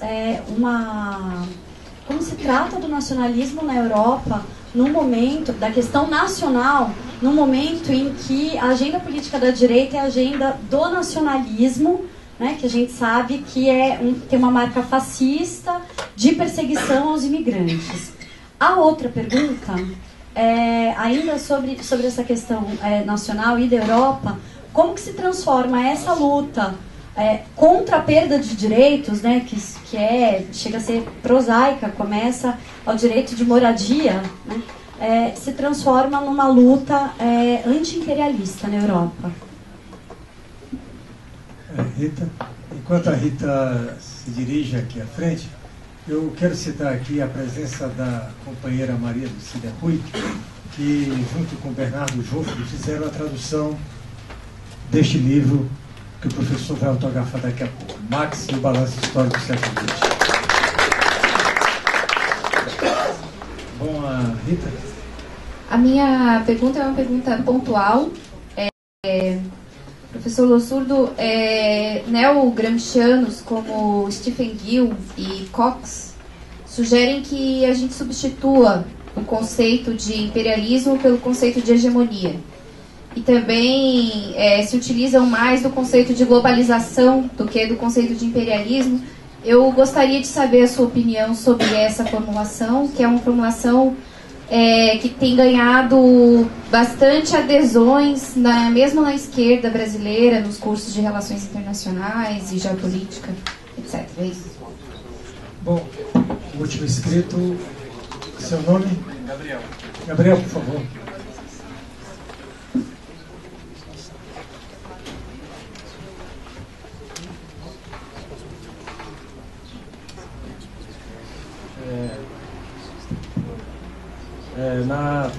No avanço da guerra civil da Ucrânia, a gente viu o atual presidente, que foi colocado depois do Euromaidan, fazer um discurso falando assim que a Ucrânia vive uma crise econômica muito grave, e o Poroshenko se referiu a ela assim, dentro do conflito da guerra civil, que o pessoal a população do ocidente ucraniano vai trabalhar, enquanto a população do leste ucraniano, do Donbass, não.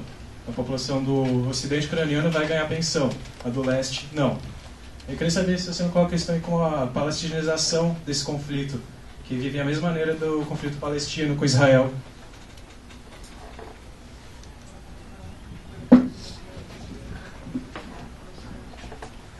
Muito bem.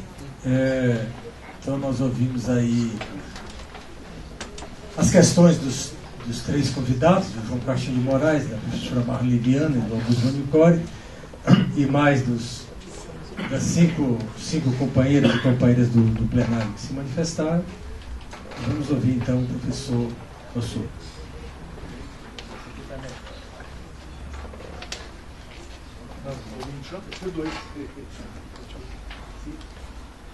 Bene, io mi scuso che sarò forse un po' breve. O professor pede desculpa por ser talvez um pouco breve. Ho già detto ai compagni del Partito Comunista del Brasile che io sono lusingato perché mi considerano giovane, ma sono meno giovane di quello che loro mi considerano. Você está muito honrado por ser considerado tão jovem, mas ele não é assim tão jovem como vocês consideram ele. Però qualcosa cerco di dire. Mas vou tentar falar alguma coisa. È stato già detto che la contraddizione lavoro e capitale non si presenta allo Stato puro. Já foi dito que a contradição trabalho e capital não apresenta-se no Estado puro, não se apresenta no Estado puro. Non devo aggiungere nulla a quello che ha detto Quartino. Não tenho nada para acrescentar o que foi falado por Quartino. Devo dire che probabilmente non si comprende che certo Lenin ha dato un grandissimo contributo teorico alla comprensione di questo fatto. O que não se compreende é que, claro, Lenin deu um enorme contributo teórico à compreensão dessa questão. Però questa riflessione è già iniziata in Marx. Porém, é uma reflexão que já vinha de Marx.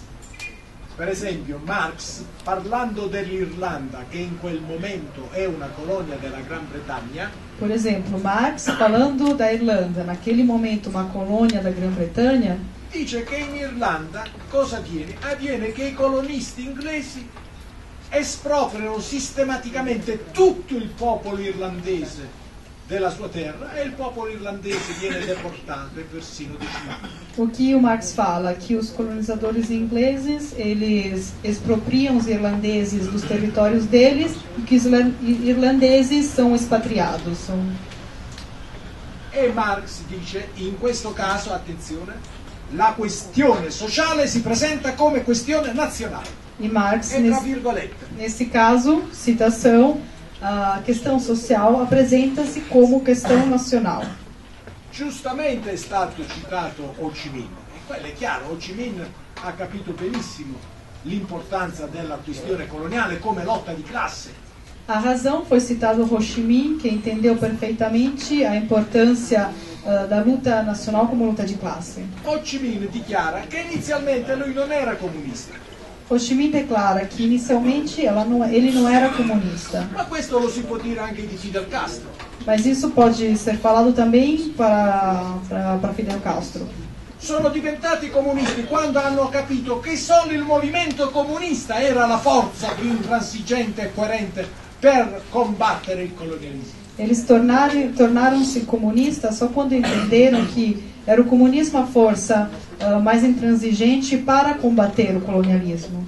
Il compagno,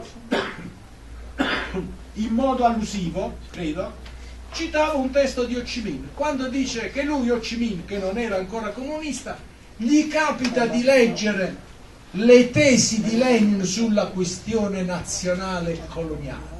O companheiro citou Ho Chi Minh, quando ainda não era comunista, teve a oportunidade de ler as teses de Lenin sobre a questão nacional e colonial. E si commosse vedendo che Lenin considerava i popoli coloniali uguali agli altri popoli. E ficou comovido vendo que o Lenin considerava os povos coloniais iguais aos outros povos. Riconosceva la dignità degli oppressi. Reconhecia a dignidade dos oprimidos. E Ho Chi Minh scrive, fui così colpito che piansi. E Ho Chi Minh escreve, eu esteve tão emocionado, impressionado que chorei. E Ho Chi Minh non è che fosse una ragazzina dei nervi deboli. Não é que o Ho Chi Minh fosse uma menininha com os nervos fracos. E allora saltiamo adesso Ho Chi Minh e andiamo a Mao Zedong. Então vamos pular agora de Ho Chi Minh para Mao Zedong. Mao Zedong, 1938, Que em 1938, mentre l'imperialismo giapponese cercava per l'appunto di assoggettare e schiavizzare l'intero popolo cinese, enquanto o imperialismo japonês tentava de subjugar e submeter todo o povo chinês, Mao Zedong dice, in queste condizioni, e tra virgolette, in queste condizioni c'è identità tra lotta nazionale e lotta di classe. Chiuse le virgolette. Nessas condições, citação, há identidade entre luta nacional e luta de classe. Naturalmente per i cosiddetti super rivoluzionari cosa volete che sia Marx, cosa volete che sia Ho Chi Minh, cosa volete che sia Mao Zedong? Solo loro sono gli autentici rivoluzionari. O que vocês querem? Para os super-revolucionários, quem são esse Ho Chi Minh, Mao Zedong e Marx? Só eles, os super-revolucionários, realmente sabem das coisas. Io sono d'accordo con i compagni che dicono non dobbiamo dimenticare la questione nazionale in Europa. Eu concordo com aqueles companheiros que falam que não pode se esquecer a questão nacional na Europa. Però dobbiamo distinguere. Porém, precisamos fazer uma diferenciação. Cioè, per ora, la prima grande distinzione che possiamo fare, la prima, non l'unica. Por enquanto, a primeira grande distinção que a gente pode fazer, que é a primeira e não a única, Per un verso l'Europa, compreso disgraziatamente il Portogallo che fa parte della NATO e la stessa Grecia che fa parte della NATO, per un verso l'Europa partecipa a tutte le più infami guerre colonialiste dell'Occidente, che siano statunitensi o che siano europei. É um dato de fato. Por um lado, a Europa, e isso vale também para o Portugal e para a Grécia, infelizmente, ambos fazem parte da OTAN, ela participou de todas as grandes guerras infames dos Estados Unidos.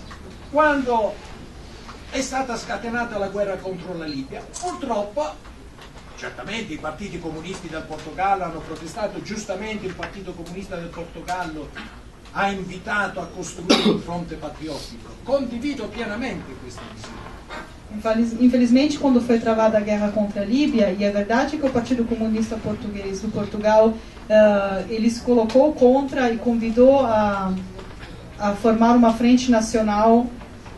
Però nel complesso l'Europa occidentale è stata un satellite dell'imperialismo statunitense. Porém, na totalidade, a Europa é considerada foi um satélite do imperialismo estadunidense. Significa noi che dobbiamo dimenticare la questione nazionale? No. Isso quer dizer que a gente vai esquecer a questão nacional? Não. Secondo me noi dobbiamo parlare ai popoli europei, cerco di farlo anch'io per quello che conto. Segundo o professor, é preciso falar para os povos europeus, e ele também tenta fazer isso na parte dele. Dobbiamo dire al popolo italiano: ma vi rendete conto di cosa significano le basi militari della NATO e degli USA in Italia? Mas vocês conseguem entender, isso falando para a Itália, o que significam as bases militares da OTAN e dos Estados Unidos na Itália? Dove va a finire la sovranità nazionale dell'Italia quando l'Italia è tutta costellata di queste basi della NATO e degli USA? Para onde vai a soberanidade italiana quando o país todo é cheia dessas bases americanas e da OTAN? E adesso che i pericoli di guerra aumentano, non lo dico soltanto io, lo si legge anche sulla stampa statunitense. Perché noi italiani, in conseguenza di queste basi, dovremmo subire anche il pericolo di una guerra nucleare? E agora que se fala mais em perigos de guerra, e não é somente o professor que afirma isso, mas os jornais também falam disso, por que a Itália deveria correr um risco, por causa dessas bases da OTAN e dos Estados Unidos, de sofrer uma retaliação numa guerra? Ma voi sapete che le basi militari statunitensi e NATO in Italia ci sono piene di armi nucleari?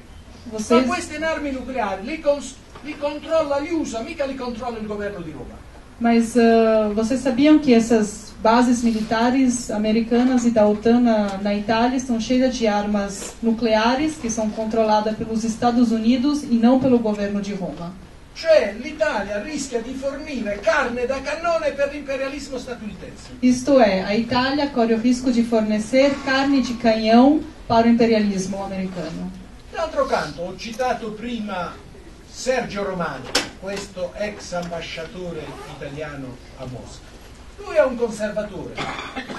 Non gli parlate di comunismo che risponde subito con parolacce. Por outro lado, o professor citou Sérgio Romano, esse ex-embaixador italiano em Moscou, e ele é um conservador, não vai nem falar de comunismo para ele que ele já te xinga. Però lui dice: queste basi statunitensi in Italia cominciano ad essere estremamente pericolose per il popolo italiano. Mas ele mesmo afirma que essas bases dos Estados Unidos na Itália começam a ser extremamente perigosas para o povo italiano.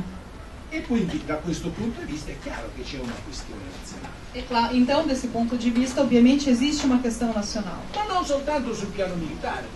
E não somente no plano militar. Ma il patto economico che gli USA vogliono fare con l'Europa, il patto di libero scambio, che per l'Asia esclude la Cina e per l'Europa esclude la Russia. Mas esse pacto que os Estados Unidos querem fazer com a Europa, que é um pacto de troca... Livre comércio. Libero scambio. Sim, de troca de livre comércio, que exclui a China e a Rússia, danneggia anche l'Italia. Acaba danificando a Itália também. Quando Putin ieri o l'altro ieri è venuto in Italia, Putin ha detto: le sanzioni contro la Russia danneggiano l'Italia. E il primo ministro italiano Renzi è stato zitto perché non può contraddire. E Putin, que foi para a Itália há pouco tempo, ele realmente falou que as sanções contra a Rússia acabam danificando a Itália também. E o Renzi, né, o primeiro-ministro italiano, não pôde responder nada, porque sabe que é verdade. E quindi noi contro Renzi, per fare un esempio di Renzi, contro Renzi, noi dobbiamo utilizzare le parole d'ordine che già Gramsci utilizzava contro l'Italia fascista. Então, contra o Renzi, precisam ser utilizadas as palavras de ordem que já Gramsci utilizava contra a Itália fascista. Gramsci al tribunale fascista che lo condannava, Gramsci, na frente do tribunal fascista que o condenou, non diceva la questione nazionale fa schifo. não afirmava, a questão nacional não vale de nada. No, sapete come ci sono i testi, come ha risposto? L'ho scritto anche nel mio libro su Gramsci. Não, sabem como ele respondeu? Isso está escrito nos textos e aparece também no livro do professor sobre Gramsci. Gramsci anche qui ha dimostrato la sua grandezza, lo devo dire. Demonstrando sua grandeza. Gramsci, rivolgendosi ai generali fascisti che lo condannavano alla galera, Gramsci, falando aos generais fascistas que o condenavam à prisão, diceva: voi porterete la nazione italiana alla rovina. Vocês vão levar a nação italiana ao esfacelamento, à ruína. E spetterà a noi comunisti salvarla. E seremos nós comunistas que terão que salvá-la. E così è avvenuto, come sapete, perché Mussolini entrò in guerra parlando dell'impero che ritorna sui colpi fatali di Roma. E foi assim que aconteceu, porque Mussolini entrou em guerra falando do retorno às colinas fadadas de Roma. Però alla fine della seconda guerra mondiale l'Italia era diventata una colonia del Terzo Reich. Porém, no final da Segunda Guerra Mundial, a Itália si era trasformata numa colônia do Terceiro Reich. Soltanto la resistenza partigiana, la rivoluzione della resistenza ha salvato la nazione italiana. E somente a resistência partigiana, a revolução da resistência, que salvou a nação italiana. Ma poi ci sono tutta una serie di esempi che dimostrano come la politica estera di Renzi, di Hollande, che forse è il peggiore di tutto, non riescono neppure a nascondere il disprezzo nei confronti di questo sedicente socialista. E aí tem uma série, muitos exemplos de como a política extra, seja de Renzi, seja de Hollande, e aí o professor não consegue nem esconder o desgosto que tem por esse socialista, esse pseudo-socialista. Hanno fatto la guerra contro la Libia, hanno distrutto la Libia. Fizeram uma guerra contra a Líbia, destruindo-a. C'era Sarkozy, ma poi è stata continuata anche da Começada com Sarkozy, continuada com Hollande. Anzi, Sarkozy ha partecipato all'assassinio proprio di Gheddafi, secondo il Corriere della Sera. Perché così? Sarkozy participou do assassinato de Gheddafi. Un filosofo che non è comunista si chiama Todorov. Um filósofo não comunista, Todorov. Lui ha scritto, così ha sintetizzato la guerra contro la Libia. Fez uma síntese da guerra contra a Líbia. La guerra contro la Libia, scatenata con il pretesto di salvare 300 libici. A guerra contra a Líbia, travada com a desculpa de salvar 300 líbicos. 300 persone della Libia. Ha provocato 30.000 morti. Provocò 30.000 mortes. Ma adesso qual è la conseguenza? Che un'ondata infinita di migranti sta arrivando in Italia. E qual a consequência? Que uma onda infinita de migrantes está chegando na Itália. Certo, ci sono problemi giganteschi, ma di chi è la colpa di questa ondata di migranti? Claro, isso gera enormes problemas, mas de quem é a culpa dessa onda de migração? E qui, da questo punto di vista, già oggi tutta la politica che conducono i governi dell'Europa occidentale, filo statunitense, è una politica antinazionale. Noi dobbiamo denunciare Renzi non soltanto come un servo della borghesia capitalistica, ma anche come un servo dell'imperialismo. Então, toda a política da Europa Ocidental filo-imperialista, que está acontecendo agora, é filo-imperialista. Então, tem que ser feita uma denúncia contra Renzi. Lo dobbiamo denunciare sia servo del capitale, ma anche servo dell'imperialismo. Seja por ser ele servo do capital, mas também do imperialismo. Per questo io non credo alla questione che adesso dobbiamo sostituire il termine imperialismo con il termine globalizzazione. E por essa razão também não acredito que precisamos agora substituir o termo imperialismo pelo termo globalização. Ormai c'è tutta una serie di autori che sono d'accordo sul fatto che dire che la prima grande analisi della globalizzazione si trova nel manifesto del Partito Comunista. Porque agora há muitos escritores que já concordam em dizer que a primeira grande análise sobre globalização encontra-se no manifesto do Partido Comunista. Il manifesto del Partito Comunista dice che per ogni nazione è una questione di vita e di morte sviluppare industrie sovranazionali che prendono le materie prime da una parte ed esportano i prodotti finiti dall'altra. È la prima grande descrizione della globalizzazione, la troviamo nel manifesto del Partito Comunista. È un altro dei grandi meriti di questo testo.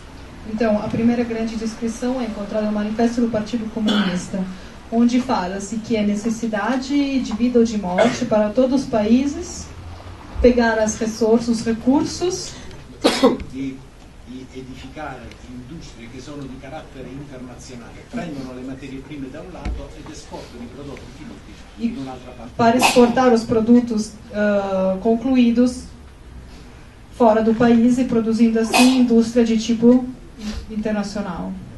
Marx è il primo grande teorico della globalizzazione. Então, Marx é o primeiro grande teórico da globalização. Ma quello stesso Marx che nel manifesto del Partito Comunista descrive la globalizzazione. E aquele próprio Marx que no manifesto do Partido Comunista descreve a globalização, non si fa illusioni sul carattere puramente pacifico della globalizzazione. não se ilude sobre um caráter puramente pacífico da globalização. Può sfociare nella guerra industriale di annientamento tra le nazioni. Essa pode desaguar na guerra industrial de aniquilamento entre as nações. Marx conosceva bene le guerre dell'oppio. Le guerre dell'oppio erano state imposte per imporre il libero commercio dell'oppio.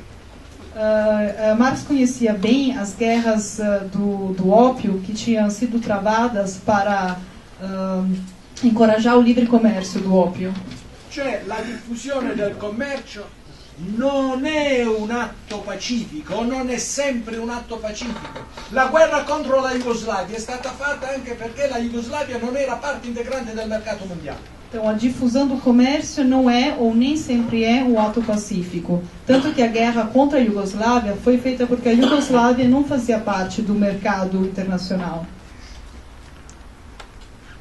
E la globalizzazione, perché diventi guerra? Ci vogliono imperialisti.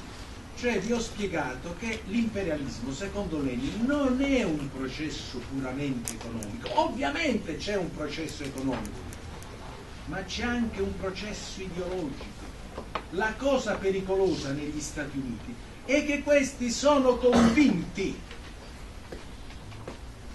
di essere destinati da Dio a comandare il mondo. Para que a globalização vire uma guerra, precisa do imperialismo. A globalização não é sempre somente um processo puramente econômico, E anche un processo ideologico. mas também um processo ideológico. Então a questão, como foi explicado pelo professor, é que os Estados Unidos, eles acreditam que são uma nação inspirada por Deus no mandado deles. Ma come si fa ad andare contro Dio? Como você pode ir contra Deus? Chi volesse, questo lo devo dire, potrebbe leggere il testo che Freud ha scritto su Wilson. Então quem quer pode pode ler o texto que Freud escreveu sobre Wilson. Freud ha scritto un testo su Wilson. Non è molto lusinghiero su Wilson. Não fala muito bem do Wilson, È molto lusinghiero su Freud che l'ha scritto. mas é muito bom para o Freud. Freud dice: io diffido delle persone che pretendono di essere in rapporti di particolare dimestichezza con il buon Dio. Eu não confio nas pessoas que têm a pretensão de mostrar que eles estão com um bom relacionamento com Deus. Io credo che Freud avesse. Acredito que Freud estivesse certo. Per quanto riguarda i contractors, non so chi ne ha parlato, comunque falando dos contractors. Tenete presente che questi contractors sono mercenari, no? Eles são mercenários. Non è che sia un fenomeno del tutto nuovo. Não é um fenômeno completamente novo. Non è un fenomeno nuovo. Per esempio, già Lenin, parlando delle guerre di Napoleone, por exemplo, não é um acontecimento novo, pois já Lenin, quando falava das guerras de Napoleão, dice che la Prussia, sconfitta da Napoleone, fu costretta a concedere carne da cannone per le nuove imprese belliche di Napoleone. disse que a Prússia, derrotada por Napoleão, foi obrigada a ceder carne de canhão para as indústrias bélicas do Napoleão. Chi vuole, c'è anche un dramma di Schiller che si chiama... No, quello no, dico no, può darsi anche quello, dico, ma adesso io voglio citare un altro. Existe um drama de Schiller também. Cabale und Liebe, che significa intrigo e amore. Dove si vede un signorotto feudale tedesco che riempie la sua amante di gioielli. Quando a gente vê um senhor, um pseudo-senhorzão assim, feudal, alemão, que enche a amante dele de joias.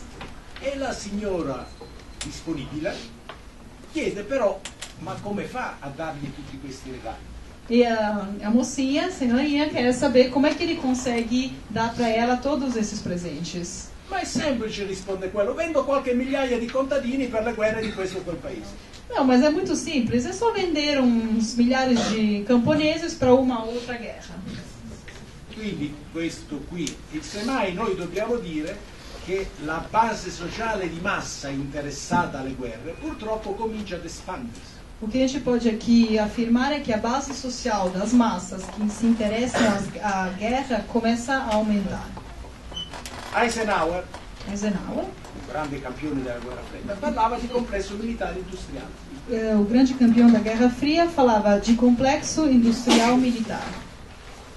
Che vuole la guerra perché così guadagna più soldi, può vendere armi. Lo diceva Eisenhower. Que quer a guerra porque assim vai ganhar mais dinheiro vendendo as armas, é o que Eisenhower falava. Ma oggi interessati alla guerra sono anche le compagnie di contractors. Mas hoje também estão interessadas nas guerras as companhias de contratos. Le compagnie di contractors sono diventate ricchissime vendendo appunto mercenari in Iraq. E essas companhias se tornaram muito riquíssimas vendendo contratos no Iraque. Ma c'è ancora un'altra espansione della base sociale interessata alla guerra. E ainda outra expansão da base social que tem interesse na guerra. Le guerre adesso vengono organizzate da una colossale campagna di public relations.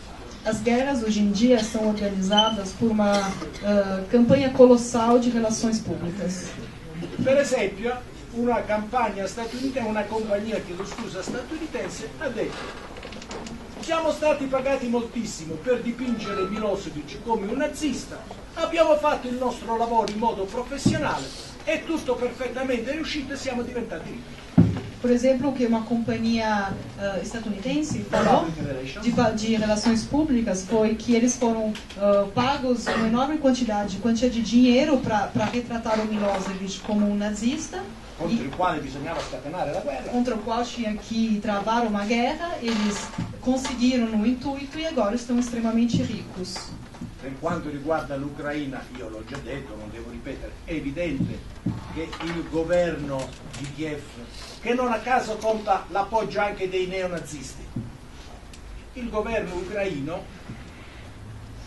non considera cittadini a titolo pieno dell'Ucraina i popoli che parlano russo.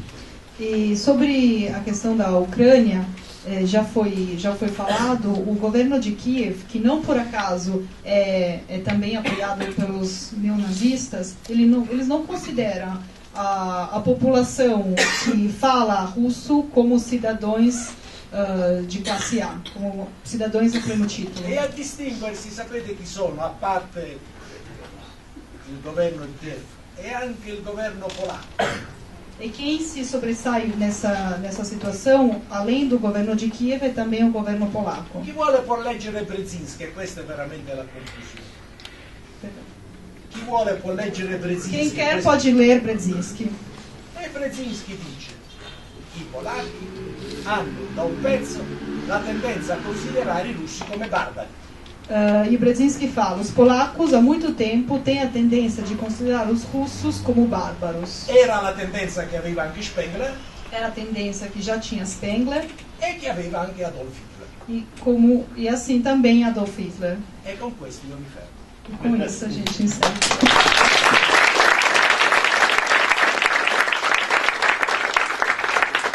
Muito bem, quero aqui agradecer a nossa tradutora, Lavínia, né, pelo desempenho. E agora, dizer para vocês que ali embaixo nós vamos servir um vinho e vamos aqueles... E o autógrafo do professor Ossurdo para o Max e o Balanço Histórico do século XX. Todas estão convidadas.